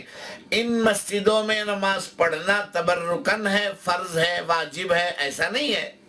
ہمیں برکت ہر ذرے میں برکت ہے۔ جیسے میں نے شاید کہا ایک بزرگ کے پاس ایک حاجی صاحب جانماز لا کر دیے تو بزرگ بیچاروں نے انہوں نے اسے آنکھوں سے لگایا، بوسہ دیا، سینے سے لگا کر شکریہ ادا کر کے رکھ دیا۔ حاجی صاحب کے جانے کے بعد وہاں جو مریدین تھے وہ کہنے لگے حضرت یہ جانماز تو یا تو ترکی کا بنا ہوگا یا چین کا بنا ہوا ہوگا، اسے کیا بوسہ دینا؟ تو بزرگ نے فرمایا نہیں، ترکی چین کو نہیں، میں اس ہوا کو بوسہ دے رہا ہوں جو ہوا مدینہ منورہ کی ہے اور اس جانماز کو لگی ہے۔ اس ہوا سے ہمیں پیار ہے، یہ محبت ہے مدینے سے۔ میں نے شاید کہا، یاد نہیں آ رہا ہے مجھے، کہ ایک مرتبہ طوفان آ گیا مسجد مدینہ منورہ میں اور تیز ہوا چلی تو دھول اڑی، صحابہ کرام نے رومال اپنے ناک اور چہرے پر رکھا تو آقا نے فرمایا ہٹاؤ، یہ مدینے کی دھول ہے، جس کی ناک میں اور جس کے حلق میں چلے جائے اسے جزام اور برس کی بیماری نہیں آئے گی۔ یہ ہے مدینہ منورہ۔ چلیے مسجد قبلتین کے بعد جو مسجد آپ دیکھ رہے ہیں اس کی بھی 2-4 شکلیں ہیں۔ یہ مسجد امام بخاری ہے۔ اسے آپ جانے کے لیے زیارت والوں کو پکڑنے کی ضرورت نہیں ہے۔ مسجد کے قبلے کے اپوزٹ سائڈ میں پیچھے آئیں گے تو آپ کو پیچھے یہ مسجد مل جائے گی اور شارع ستین کے اندر ہی ملے گی یہ مسجد، بالکل پیچھے بائیں طرف یہ مسجد ہے، مسجد امام بخاری۔ حضرت امام بخاری رحمت اللہ علیہ کے بارے میں آتا ہے کہ یہیں آ کر اسی جگہ بیٹھ کر وہ بخاری کی حدیثیں جمع کرتے تھے اور لکھتے تھے، اس لیے اس مسجد کا نام مسجد امام بخاری رکھ دیا گیا ہے۔ تفصیلیں سنانے کا موقع نہیں ہے۔ یہ مسجد غمامہ ہے، یہاں 2-3 تصویریں آپ دیکھ رہی ہیں، مسجد دیکھ رہے ہیں مسجد غمامہ کی۔ یہ مسجد ہے، یہاں پہلے میدان تھا اور نبی پاک صلی اللہ علیہ وسلم عید کی نماز کے لیے یہاں تشریف لاتے تھے اور یہاں عید کی نماز پڑھتے تھے، اس لیے اس جگہ جو بنائی گئی ہے مسجد، اس مسجد کا نام مسجد غمامہ ہے۔ آپ نے اس کی تصویریں دیکھی، گئے تو وہاں بھی آپ 2 رکعت نفل نماز تبرکن پڑھ لیں۔ یہ مسجد اجابہ ہے۔ مسجد اجابہ پہاڑوں کے چٹانوں کے درمیان ایک جگہ تھی۔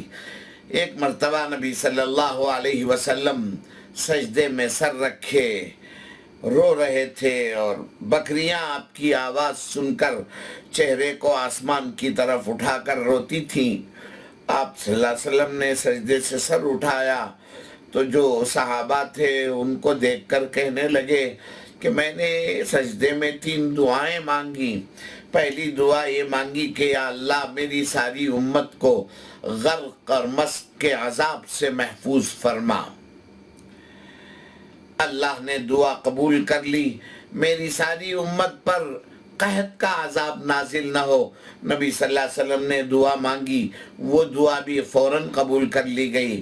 اور ایک دعا تیسری جو تھی اسے موقوف کی گئی، انہیں قبول نہیں ہے بلکہ شرط کے ساتھ مشروط کر دی گئی اس دعا کو کہ نبی صلی اللہ علیہ وسلم نے فرمایا میں نے اللہ سے کہا پروردگار میری امت پر غیروں کے تلوار کو مسلط نہ فرما، یعنی مطلب میری امت پر غیر حملہ نہ کر سکے، میری امت کو غیر نہ مار سکے، اور میری امت کو سربلندی اور طاقت عطا ہو اور غیروں کا زور میری امت پر نہ چلے. یہ دعا نبی صلی اللہ علیہ وسلم نے مانگی تو اللہ نے فرمایا یہ دعا بھی قبول ہے لیکن مشروط. اگر آپ کی امت کی تلوار آپ کی امت کی گردن پر نہ اٹھے اور آپ کی امت کو مارنے نہ لگے، آپس میں لڑنے نہ لگے، تو آپ کی امت کو کوئی اور نہیں مار سکتا. لیکن آپ کی امت چھوٹی چھوٹی بات میں آپس میں اختلاف کرنے لگے اور یہ سب ہو جائے تو اس کے بعد تو ہر ایرا غیرہ آپ کی امت کو مار سکے گا. عزیزان محترم، منفعت ایک ہے اس قوم کی، نقصان بھی ایک. علامہ اقبال کا شعر ہے، قطعہ ہے، منفعت ایک ہے اس قوم کی، نقصان بھی ایک. ایک ہی سب کا نبی، دین بھی ایمان بھی ایک، حرم پاک بھی اللہ بھی قرآن بھی ایک. کیا بڑی بات تھی ہوتے جو مسلمان بھی ایک. فرقہ بندی ہے کہیں اور کہیں ذاتیں ہیں، کیا زمانے میں پنپنے کی یہی باتیں ہیں.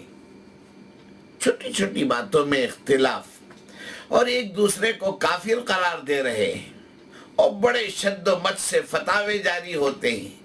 یہ کوشش نہیں ہوتی کہ امت جڑے، اور جڑنے کے لیے ایک پلیٹ فارم پر بلایا جاتا ہے تو تھوڑی دیر کے لیے جڑ جاتے ہیں اور پھر اپنا فتویٰ وہی اختلاف.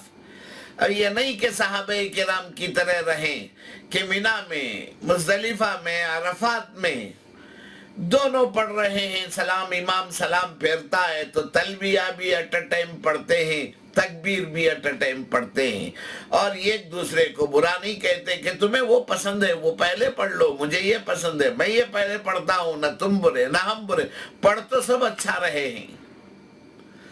منا من یلبی فلا ینکر علیہ ومنا من یکبر فلا ینکر علیہ، یا کما قال الصحابۃ رضی اللہ عنہم اجمعین. ایسا تھا ان کا مزاج. اور ایک ہم ہیں کہ چھوٹی سی بات ہوتی ہے اس پر ساری نمازیں تمہاری ضائع، میری ایک نماز صحیح باقی تم سب غلط. اللہ ہم سب کی حفاظت فرمائے. یہ مسجد اجابہ ہے عزیزان محترم. چلیے اس کے بعد ہم آگے بڑھتے ہیں تو یہ مسجد سبعہ ہے، 7 مساجد ہیں. یہاں اصل میں مختلف قسم کی جنگیں ہوئی. نبی صلی اللہ علیہ وسلم کو معلوم ہوا کہ پوری طاقت سے لوگ آ رہے ہیں تو حضرت سلمان فارسی رضی اللہ عنہ کا مشورہ تھا کہ یا رسول اللہ ہم لوگ جب وہاں تھے تو ایسا بھی جنگ کرتے تھے کہ ہم اپنے اطراف خندق کھود دیتے کہ دشمن اتر کر نہ آ سکے اور مقابلہ جاری رہتا تھا. ایسے ہی کریں گے. تو خندق کھودی گئی اور بہت بڑی خندق کھودی گئی، سارا راستہ بند کر دیا گیا. خندق کھودنے میں پیغمبر علیہ السلام بذات خود شریک تھے. آپ کے پیٹ میں پتھر بندھے تھے، بھوک کی شدت کی وجہ سے. اللہ اکبر، ٹھٹرتی ہوئی سردی کا زمانہ تھا. مدینہ منورہ کی سردی، اللہ اللہ اللہ، गुलाबी जाड़े होते हैं और आदमी ठिठर जाता है और अंदर तक सर्दी महसूस होती है, तो ऐसे सख्त सर्दी के ज़माने में ये हालत थी। तो सहाबे किराम की जमातें उस खंदक के अंदर अलग अलग थी, वहाँ नमाज होती थी।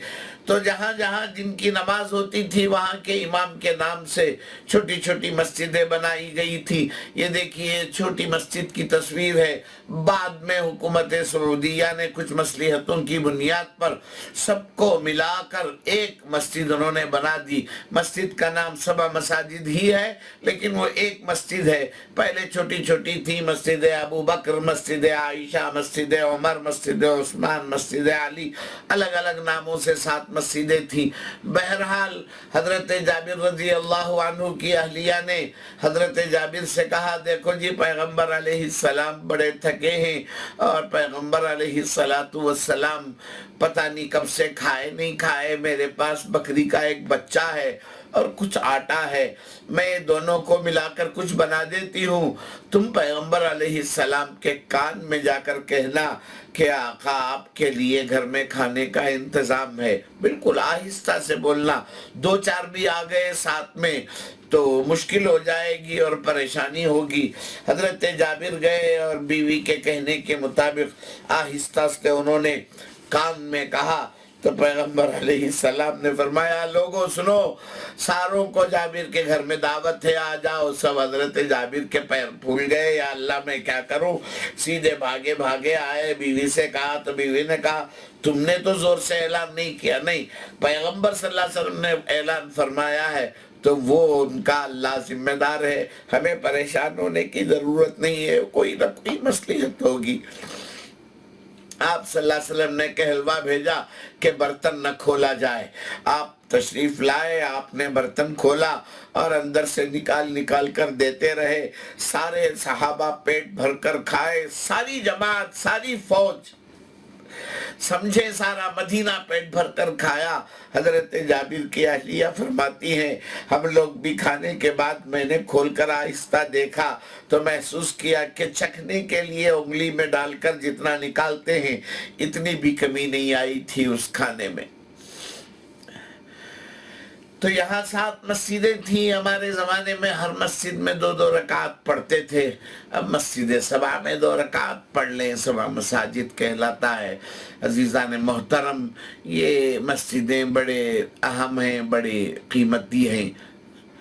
मस्जिद नबवी अलैहिस्सलातु वस्सलाम में सलाम करने के लिए जहाँ दाखिल होते हैं आप जिस दरवाजे से, उसके पीठ पीछे देखेंगे तो आपको मस्जिद अबू बकर नजर आएगी। मस्जिद अबू बकर रजी अल्लाह अन्हु जहाँ नजर आती है मस्जिद, वहाँ हजरत अबू बकर सिद्दीक रजी अल्लाह अन्हु का मकान था। वहाँ से वो मस्जिद नबवी तशरीफ लाते तो एक दरवाज़ा, सलाम के दरवाजे के बाद में एक दरवाज़ा था, वो दरवाजे का नाम भी अबू बकर है। दरवाजे का नाम नबी सल्लल्लाहु अलैहि वसल्लम का हुक्म था, मस्जिद नबवी मुकम्मल अगर बंद भी हो गई तो अबू बकर की घर की तरफ का दरवाज़ा खुला रखा जाए। पता नहीं आधी रात में कब आ जाते हैं अबू बकर इबादत के लिए, इसलिए उनके लिए दरवाज़ा खुला रखा जाए। तो हज़रत अबू बकर सिद्दीक रज़ी अल्लाह अन्हु के नाम से मस्जिद है। आपको खजूरों के बाग की तरफ जाते हुए वो मस्जिद नज़र आएगी। ये मस्जिद फ़तह है, ये भी ग़ज़वा खंदक के मौके पर फ़तह जहाँ कामयाबी मिली थी, वहाँ आप सल्लल्लाहु अलैहि वसल्लम ने नमाज पढ़ी शुक्राने की, तो उस नमाज के नाम से ये मस्जिद है। और ये मस्जिद बिलाल है, हज़रत बिलाल रज़ी अल्लाह अन्हु का मकान यहाँ था। चलिए आगे बढ़ रहे हैं, तफसील का मौका नहीं है, वक्त कम है। ये जन्नतुल बकी है। जन्नतुल बकी की ज़ियारत सुन्नत है। नबी पाक सल्लल्लाहु अलैहि वसल्लम की खिदमत में सलाम अर्ज़ करने के बाद अगर मौका मिले तो रोज़ बकी की ज़ियारत करें, या कम से कम जुमे के दिन बकी की ज़ियारत करें, या किसी भी दिन, बहरहाल 2-4 बार उन 8 दिनों में आपसे गुजारिश है कि बकी की ज़ियारत करें।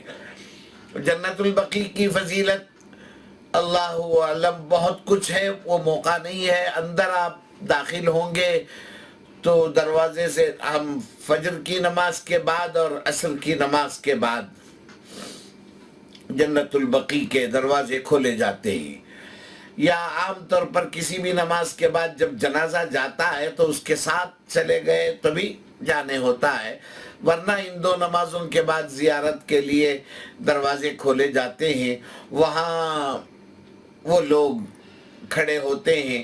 اصل میں ان کی بھی غلطی نہیں ہے، وہ لوگ ایک زمانہ ایسا تھا کہ لوگ سجدے بھی کر دیتے تھے، تو اسے روکنے کے لیے انہوں نے جو سختی شروع کی ہے تو وہ ہمیں تکلیف دہ ہوتی ہے، ہمارا سجدہ کرنا انہیں تکلیف دہ۔ بہرحال مدینہ منورہ ہے، کسی کے خلاف دل میں کوئی کدورت لے کر نہ آئے، چھوڑیں۔ وہاں مقررین تقریر کرتے رہتے ہیں، لوگوں ایسے ہی زیارت کریں، کوئی یہاں خاص عمل نہیں ہے، کسی خاص قبر کو تلاش کرنا ضروری نہیں ہے، سب مان لیں گے۔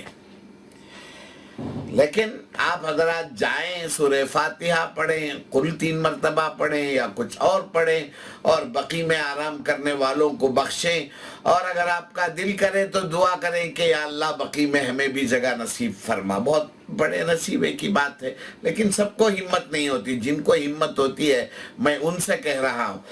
تو بقیع میں داخل ہوں گے آپ تو داہنے جانب کچھ نشانیاں علامتیں ملیں گی، وہاں حضرت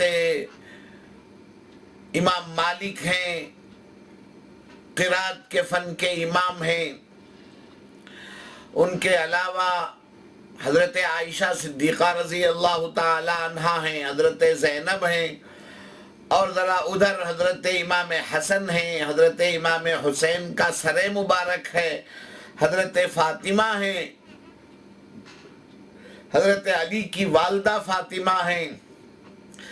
دروازے سے داخل ہونے کے بعد بائیں جانب میں حضرت عاتقہ ہیں، نبی صلی اللہ علیہ وسلم کی پھوپھی، حضرت عاتقہ، اور ایک پھوپھی ہیں حضرت صفیہ۔ بائیں جانب ذرا آگے بڑھیں گے تو حضرت عثمان غنی رضی اللہ عنہ ہیں، جن کا مرتبہ سب سے آگے ہے، صحابہ میں اونچے درجے کے صحابی۔ تو یہ سب ہیں وہاں، اور پتہ نہیں کتنے اولیاء اللہ، کتنے قطب، کتنے غوث، کتنے ابدال، اور کون کون آرام کر رہے ہوں گے۔ سب کی خدمت میں سلام عرض کریں، اور سب کی طرف سے سلام عرض کریں، اس ناچیز کی طرف سے بھی سلام عرض کریں، دعا کریں ہمارے لیے بھی۔ ان کی طرف رخ کر کے ہاتھ اٹھانے کو منع کرتے ہیں وہ لوگ، صحیح ہے، اللہ کی طرف رخ کر کے ہمیں اللہ ہی سے مانگنا ہے، کسی قبر سے تو نہیں مانگنا ہے۔ تو یہ مختلف جگہ ہیں جہاں یہ ہوا ہے، اور ایک جگہ چھوٹ گئی تھی غزوہ خندق کی، یہ بھی کچھ نشانیاں ہیں غزوہ خندق کی، دیکھ لیں آپ حضرات، غزوہ خندق کی کچھ علامتیں، کچھ نشانیاں آپ کو نظر آتی ہے۔ یہ مسجد علی ہے، یہ مسجد جمعہ ہے، یہ سب وہی ہیں۔ اس کے آگے دیکھیے مسجد عمر ہے، یہ سب جہاں حضرت ابو بکر کی مسجد ہے اس کے آس پاس ہی ہیں یہ ساری مساجد۔ اور کھجوروں کے مارکیٹ کی طرف جائیں گے تو یہ مسجدیں آپ کو ملیں گی۔ تو بہرحال یہ مسجدیں ہیں، آپ ان کو دیکھ لیں غور سے، یہ سب زیارت کے قابل جگہ ہیں۔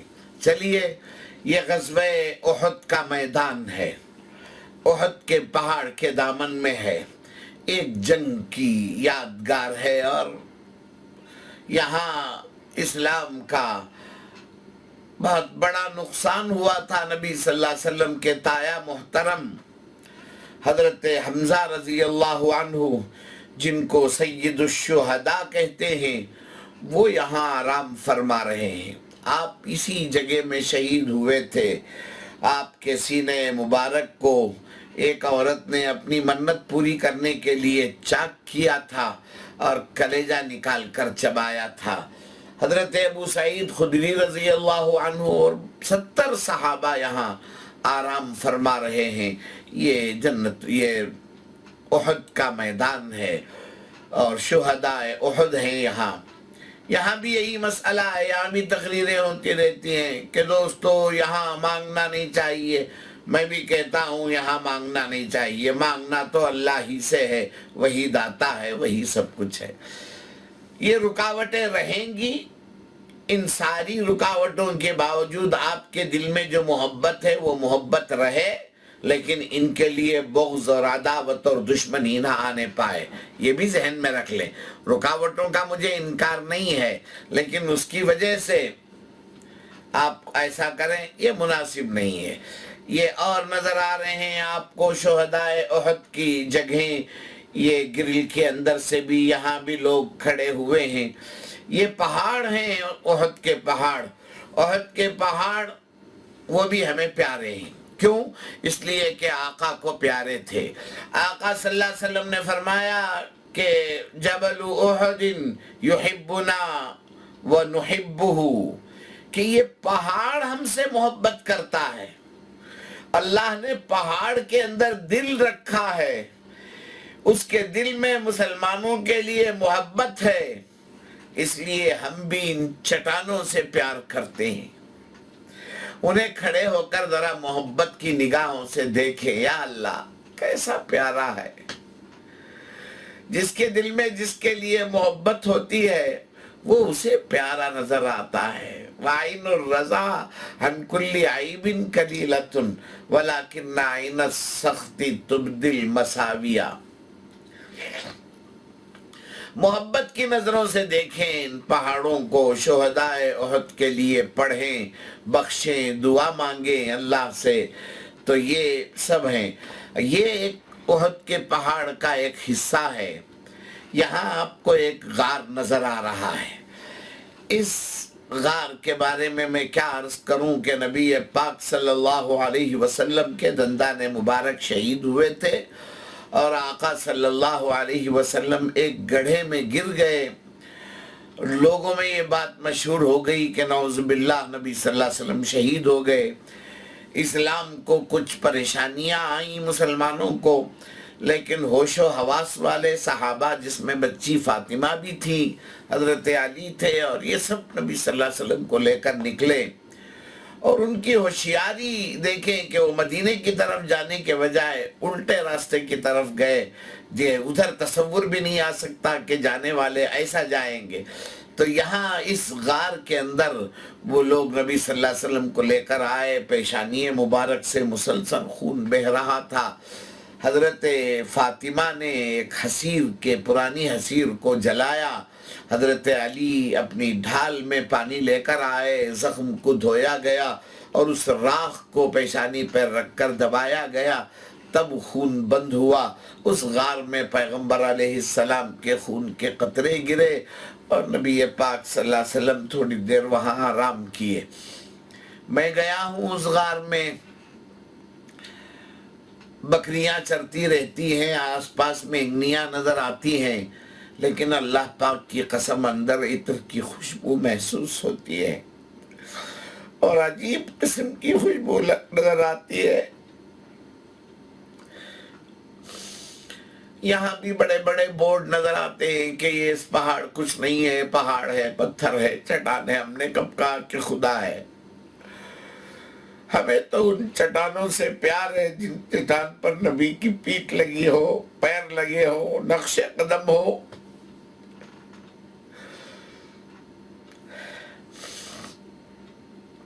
عجیب لوگ ہیں. خیر چھوڑے، ان کا مزاج ہے، وہ اپنی جگہ صحیح ہے. ہمارا عشق اپنی جگہ صحیح ہے. ان کو برا بھی نہیں بولنا ہے، میں نے بارہا کہا ہے. تو یہ ہیں، اور بھی یاد آئیں گے مقامات تو انشاءاللہ العزیز میں سناؤں گا. اللہ پاک وہاں کی برکتوں سے ہمیں مالا مال فرمائے.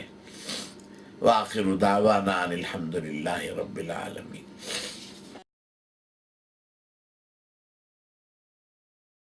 ورحمۃ اللہ وبرکاتہ. ایک مرتبہ درود شریف پڑھ لیں. الحمدللہ رب العالمین والصلاة والسلام علی سید المرسلین محمد وآلہ واصحابہ اجمعین. اما بعد.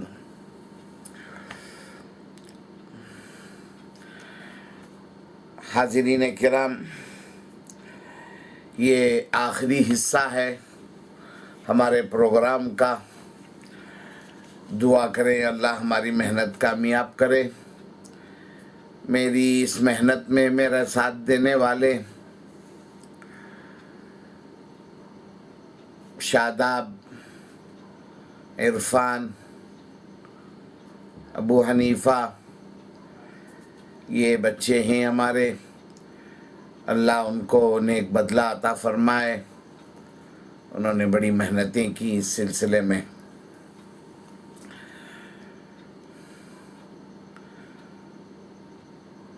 اور بھی جو خیر خواہ ہیں ان سب کے لیے ہماری دعائیں ہیں۔ چلیے، حرمین کو جانے والوں، حرم ایک زمین کو کہتے ہیں، اس کے علاوہ کی زمین کو حل کہتے ہیں، محترم زمین ہے۔ مسجد حرام اس عمارت کو کہتے ہیں جو کعبے کے آس پاس، مطاف اس صاف زمین کو کہتے ہیں جس پر طواف کیا جاتا ہے۔ مقام ابراہیم ایک پتھر کا نام ہے۔ نبی صلی اللہ علیہ وسلم کے دادا محترم، دادا کے مطلب ذرا دور سے دادا ہیں، نبی صلی اللہ علیہ وسلم کے والد کا نام عبداللہ ہے، ان کے والد کا نام عبد المطلب ہے، ان کے والد کا نام ہاشم ہے، ان کے والد کا نام عبد مناف ہے، ان کے والد کا نام قصی ہے، ان کے والد کا نام کلاب ہے، ان کے والد کا نام مرہ ہے، ان کے والد کا نام کعب ہے، ان کے والد کا نام لوئی ہے، ان کے والد کا نام غالب ہے، ان کے والد کا نام فہر ہے، ان کے والد کا نام مالک ہے، ان کے والد کا نام النضر ہے، ان کے والد کا نام کنانہ ہے، ان کے والد کا نام خزیمہ ہے، ان کے والد کا نام مدرکہ ہے، ان کے والد کا نام نزار ہے، ان کے والد کا نام معد ہے، ان کے والد کا نام عدنان ہے، ان کے والد کا نام ادو ہے، ان کے والد کا نام المقوم ہے، ان کے والد کا نام یعرب ہے، ان کے والد کا نام یشحب ہے، ان کے والد کا نام ثابت یا نابت ہے، ان کے والد کا نام حضرت اسماعیل علیہ السلام ہے، ان کے والد کا نام حضرت ابراہیم علی نبینا و علیہ السلام ہے۔ تو حضرت ابراہیم علیہ السلام کو جب اللہ نے کعبہ بنانے کا حکم دیا، اور حضرت ابراہیم علیہ السلام اپنی قد کے بقدر تو کعبہ انہوں نے بنا دیا۔ پہلے اس زمانے میں ساروے کا کوئی انتظام نہیں تھا، اونچی عمارتیں بنتی نہیں تھیں، لیکن اللہ کا حکم تھا کہ اسے اونچا بنایا جائے۔ اس کی بنیادیں تھیں جو حضرت آدم علیہ السلام سے پہلے فرشتوں نے بنائی تھیں، اور پھر وقت کے ساتھ بدلتا رہا، اور طوفان نوح میں اس کی بنیادیں بھی غائب ہو گئیں۔ حضرت جبرائیل علیہ السلام آئے، انہوں نے پر مار کر بنیادیں ظاہر کرائیں، اس کے بعد بنیادوں پر دیوار اٹھی۔ حضرت اسماعیل علیہ السلام وہیں قریب میں جبل کعبہ ہے، وہاں سے پتھر لا۔ حرم پاک میں آپ بیٹھیں گے،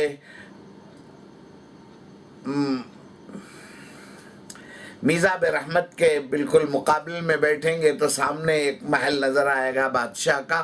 وہ محل جس پہاڑ پر ہے اس پہاڑ کا نام جبل ابو قبیس ہے، دنیا کا پہلا پہاڑ ہے۔ اول جبل وضع فی الارض جبل ابی قبیس، نبی صلی اللہ علیہ وسلم نے فرمایا زمین کا پہلا پہاڑ جبل ابی قبیس ہے۔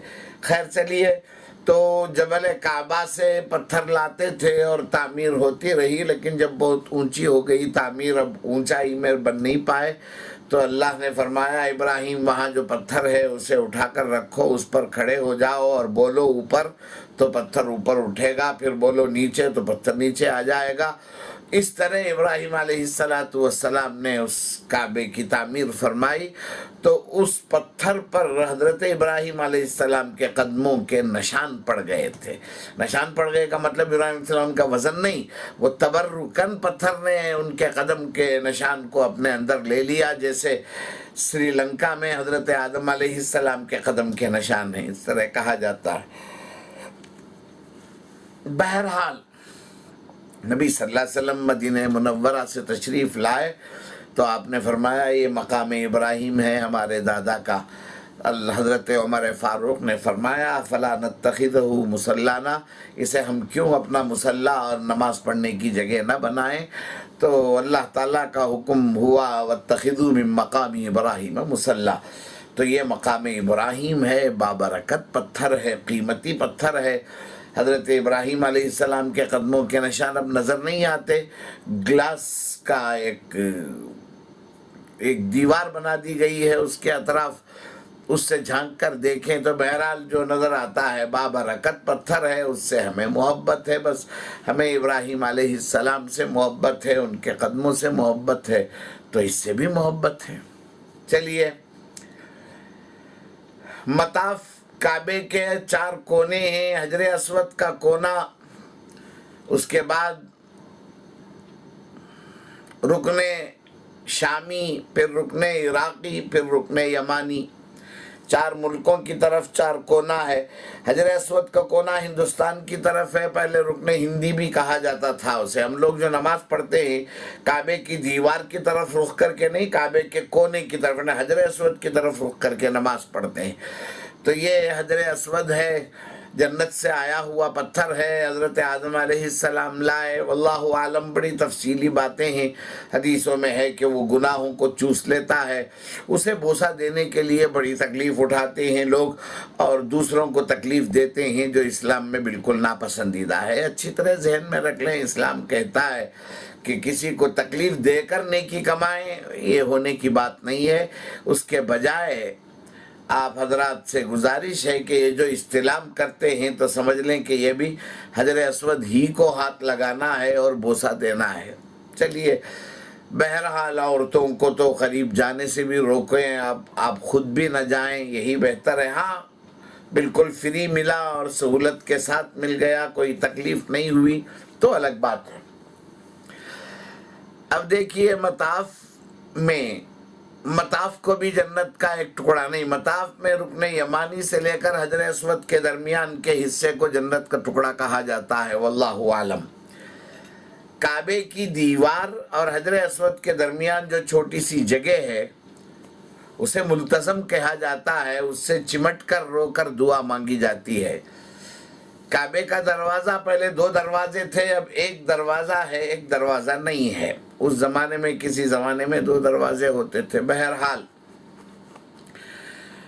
کعبے کی دیواروں کو، کعبے کو دیکھنا عبادت ہے، جیسے قرآن پاک کو دیکھنا، زمزم کو دیکھنا، ماں کے چہرے کو دیکھنا، عالم کو دیکھنا، ان سب کو دیکھنا بھی عبادت ہے۔ ایسے ہی اللہ کی رحمتیں کعبے کو دیکھنے والوں پر بھی نازل، خاص قسم کی رحمتیں نازل ہوتی ہیں، جس میں سے 60 رحمتیں طواف کرنے والوں پر اور 40 رحمتیں وہاں عبادت اور نماز پڑھنے والوں پر، اور 20 رحمتیں، 120 میں سے 20 رحمتیں کعبے کو محبت سے، پیار سے دیکھنے والوں پر نازل ہوتی رہتی ہیں۔ اچھی طرح ذہن میں رکھ لیں، یہ ہے کعبہ اور مطاف۔ مطاف میں، کعبے میں ایک جگہ ہے جس کا نام حتیم ہے۔ حتیم میں ایک دیوار ہے کعبے کے پاس، جس کی اونچائی 5 فٹ کی تقریباً ہوگی، اور اس کے اندر کا ایک حصہ ہے جسے کعبے ہی کا حصہ کہا جاتا ہے۔ حضرت عائشہ صدیقہ رضی اللہ تعالی عنہا جب مکے سے نکلی ہجرت کرنے کے لیے تو انہوں نے اللہ سے منت مانی کہ یا اللہ، اگر میں واپس مکہ آئی اور فاتح بن کر آئی اور اللہ کے نبی کے ساتھ مکہ آنا نصیب ہوا تو میں کعبے کے اندر شکرانے کی نماز پڑھوں گی۔ یہ منت انہوں نے مانی تھی، اور مکہ فتح ہوا پیغمبر علیہ السلام کے ہاتھوں، اور حضرت عائشہ ساتھ تھی، پیغمبر صلی اللہ علیہ وسلم کو خبر تھی کہ ان کی یہ منت ہے، تو شوہر کو چاہیے کہ عورت کی منت پوری کرے، اور کون کرے گا۔ انہوں نے، نبی صلی اللہ علیہ وسلم نے حضرت عائشہ صدیقہ کا ہاتھ پکڑا اور لے کر حتیم کے اندر تشریف لے گئے اور فرمایا، عائشہ یہی کعبے کے اندر کا حصہ ہے، یہاں نماز پڑھ لو تو تمہاری منت پوری ہو جائے گی۔ حالانکہ چابی ہاتھ میں تھی اور حضرت عائشہ کو اندر لے جا کر نماز پڑھوا سکتے تھے، لیکن پیغمبر صلی اللہ علیہ وسلم نے ہم سب پر رحمت کا معاملہ فرمایا، رحمت للعالمین آقا نے ہمیں بھی کعبے کے اندر جانے کا گویا موقع دیا اور کہہ دیا کہ تم بھی جاؤ، تمہاری گھر والیوں کا ہاتھ پکڑ کر انہیں اندر لے جاؤ اور لے جا کر وہاں 2 رکعات نماز پڑھواؤ اور نفل نماز پڑھو، تو کعبے کے اندر نماز پڑھنا ہوگا، وہ گویا تم کعبے کے اندر ہی نماز پڑھ رہے ہو۔ اس لیے طواف کرتے ہوئے حتیم کے اندر گھسیں گے تو طواف پورا نہیں ہوگا، حتیم کے باہر سے طواف کرنا پڑے گا، اس لیے کہ کعبے کے اندر گھس کر طواف نہیں کیا جا سکتا۔ بہرحال عزیزان محترم، بہت اونچی جگہ ہے، حتیم میں جا کر سر اٹھائیں گے اوپر تو ایک سنہرا پرنالا نظر آئے گا، میزاب رحمت کہتے ہیں، کعبے کی چھت پر پڑنے والا پانی برسات کا یہیں سے نکلتا ہے، لوگ بڑی محبت سے اسے پکڑتے ہیں اور پیتے ہیں۔ میزاب رحمت کے بالمقابل وہاں مطاف کے آخری حصے میں دیوار سے ٹیک لگا کر بیٹھیں گے، آپ کے آنکھوں کے سامنے میزاب رحمت ہوگا تو کعبے کے اوپر محل نظر آئے گا، محل میں ایک دریچہ الگ نظر آئے گا، صاف دیوار میں ایک چھوٹا سا دریچہ۔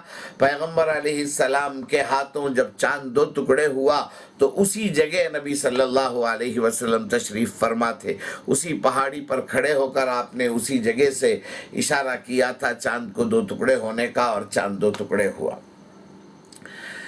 کعبے کے مطاف کے اندر ایک کنواں ہے جسے زمزم کا کنواں کہا جاتا ہے۔ میں نے میری آنکھوں سے ایک خاندان میں زمزم کی چھوٹی سی ڈبی دیکھی، اور اس کی تاریخ انہوں نے جب بتائی تھی مجھے تو اس وقت 90 سال سے زیادہ زمانہ اس زمزم پر گزر چکا تھا۔ 90 سال کا زمزم، پاک، صاف، شفاف، کوئی کچرا نہیں ہے، یہ ہے زمزم۔ 1000 سال میں بھی خراب نہیں ہوتا، جبکہ پانی کچھ دنوں میں خراب ہو جاتا ہے۔ یہ زمزم کا کنواں حضرت اسماعیل علیہ السلام کے قدموں کے نیچے سے نکلا ہے، آپ حضرات تاریخ جانتے ہیں۔ زمانے کے ساتھ دشمنوں نے زمزم پر حملہ کیا اور زمزم کے کنویں کو چھپا دیا، وہ دشمنی تو ہوتی ہے۔ پھر نبی صلی اللہ علیہ وسلم کے دادا عبد المطلب نے اللہ سے کہا پروردگار ہمیں معلوم ہے یہاں زمزم ہے، کہاں ہے نہیں معلوم ہے، یا اللہ میرے ہاتھوں زمزم کا کنواں کھودنے کا نصیبہ میرے ہاتھوں ہو اور میرے ہاتھوں یہ کام ہو تو میں اپنے بچوں میں سے ایک بچے کو تیرے دربار میں قربان کروں گا۔ اور اللہ تعالیٰ نے خواب دکھایا کہ فلاں جگہ ہے اور علامتیں خواب میں بتائی گئیں، تو بچوں کو جمع کیا اور کہا کہ دیکھو بچوں، لوگ مخالفت کریں گے، ان کی خواہش یہ ہوگی کہ اتنی بڑی نیکی میرے ہاتھوں نہ ہو، اس لیے وہ روکنے کی کوشش کریں گے، تم لوگ ان کو سنبھالنا، میں اپنا کام کرتا رہوں گا۔ ایسے ہی ہوا، زمزم کا کنواں کھودتے رہے لوگ، نئی نئی مخالفت چلتی رہی۔ اچانک اللہ اکبر کی آواز بلند ہوئی اور سارے عرب نے اللہ اکبر کہا اور اپنی حمایت کا اعلان کر دیا، زمزم کا کنواں ظاہر ہو گیا۔ تو بچوں کو معلوم تھا کہ ابا جان نے اسی منت مانی ہے، تو بچے تھے قربان ہونے والے باپ پر، انہوں نے کہا ہم لوگ تیار ہیں۔ ابا جان نے قرعہ ڈالا تو قرعہ فال بنا میں من دیوانہ زدند، حضرت عبداللہ نبی صلی اللہ علیہ وسلم کے والد محترم کے نام قرعہ نکلا۔ بہت چھوٹا بچہ، بیٹوں میں سب سے چھوٹا، بہت پیارا۔ سارے لوگوں نے کہا اسے قربان کرتے ہو، کوئی راستہ تلاش کرو، دین جاننے والے کو پکڑو۔ تو اس زمانے کے اہل کتاب کو پکڑا گیا، تو اس کے بعد جواب ملا کہ ایسا کرو کہ ایک پلڑے میں ایک طرف 10 اونٹ لکھو اور ایک طرف عبداللہ کا نام لکھو اور دونوں چٹھیاں ڈالو، اگر 10 اونٹ نکل جائے تو 10 اونٹ قربان کر دینا، عبداللہ کو چھوڑ دینا۔ عبداللہ ہی کا نام نکلے تو اور ایک بار 20 اونٹ لکھ کر ڈالو۔ اس طرح ڈالتے ڈالتے 100 اونٹ کا جب نمبر آیا تو 100 اونٹ کا قرعہ نکلا، ایک آدمی کے جان کے بدلے 100 اونٹ کی قربانی دی گئی۔ نبی صلی اللہ علیہ وسلم کے دادا محترم نے دیا۔ نبی صلی اللہ علیہ وسلم نے فرمایا مینا کے علاقے میں میرے دادا حضرت اسماعیل علیہ السلام کو ذبح کرنے کی کوشش کی گئی اور میرے ابا جان عبداللہ کو ذبح کرنے کی کوشش کی گئی۔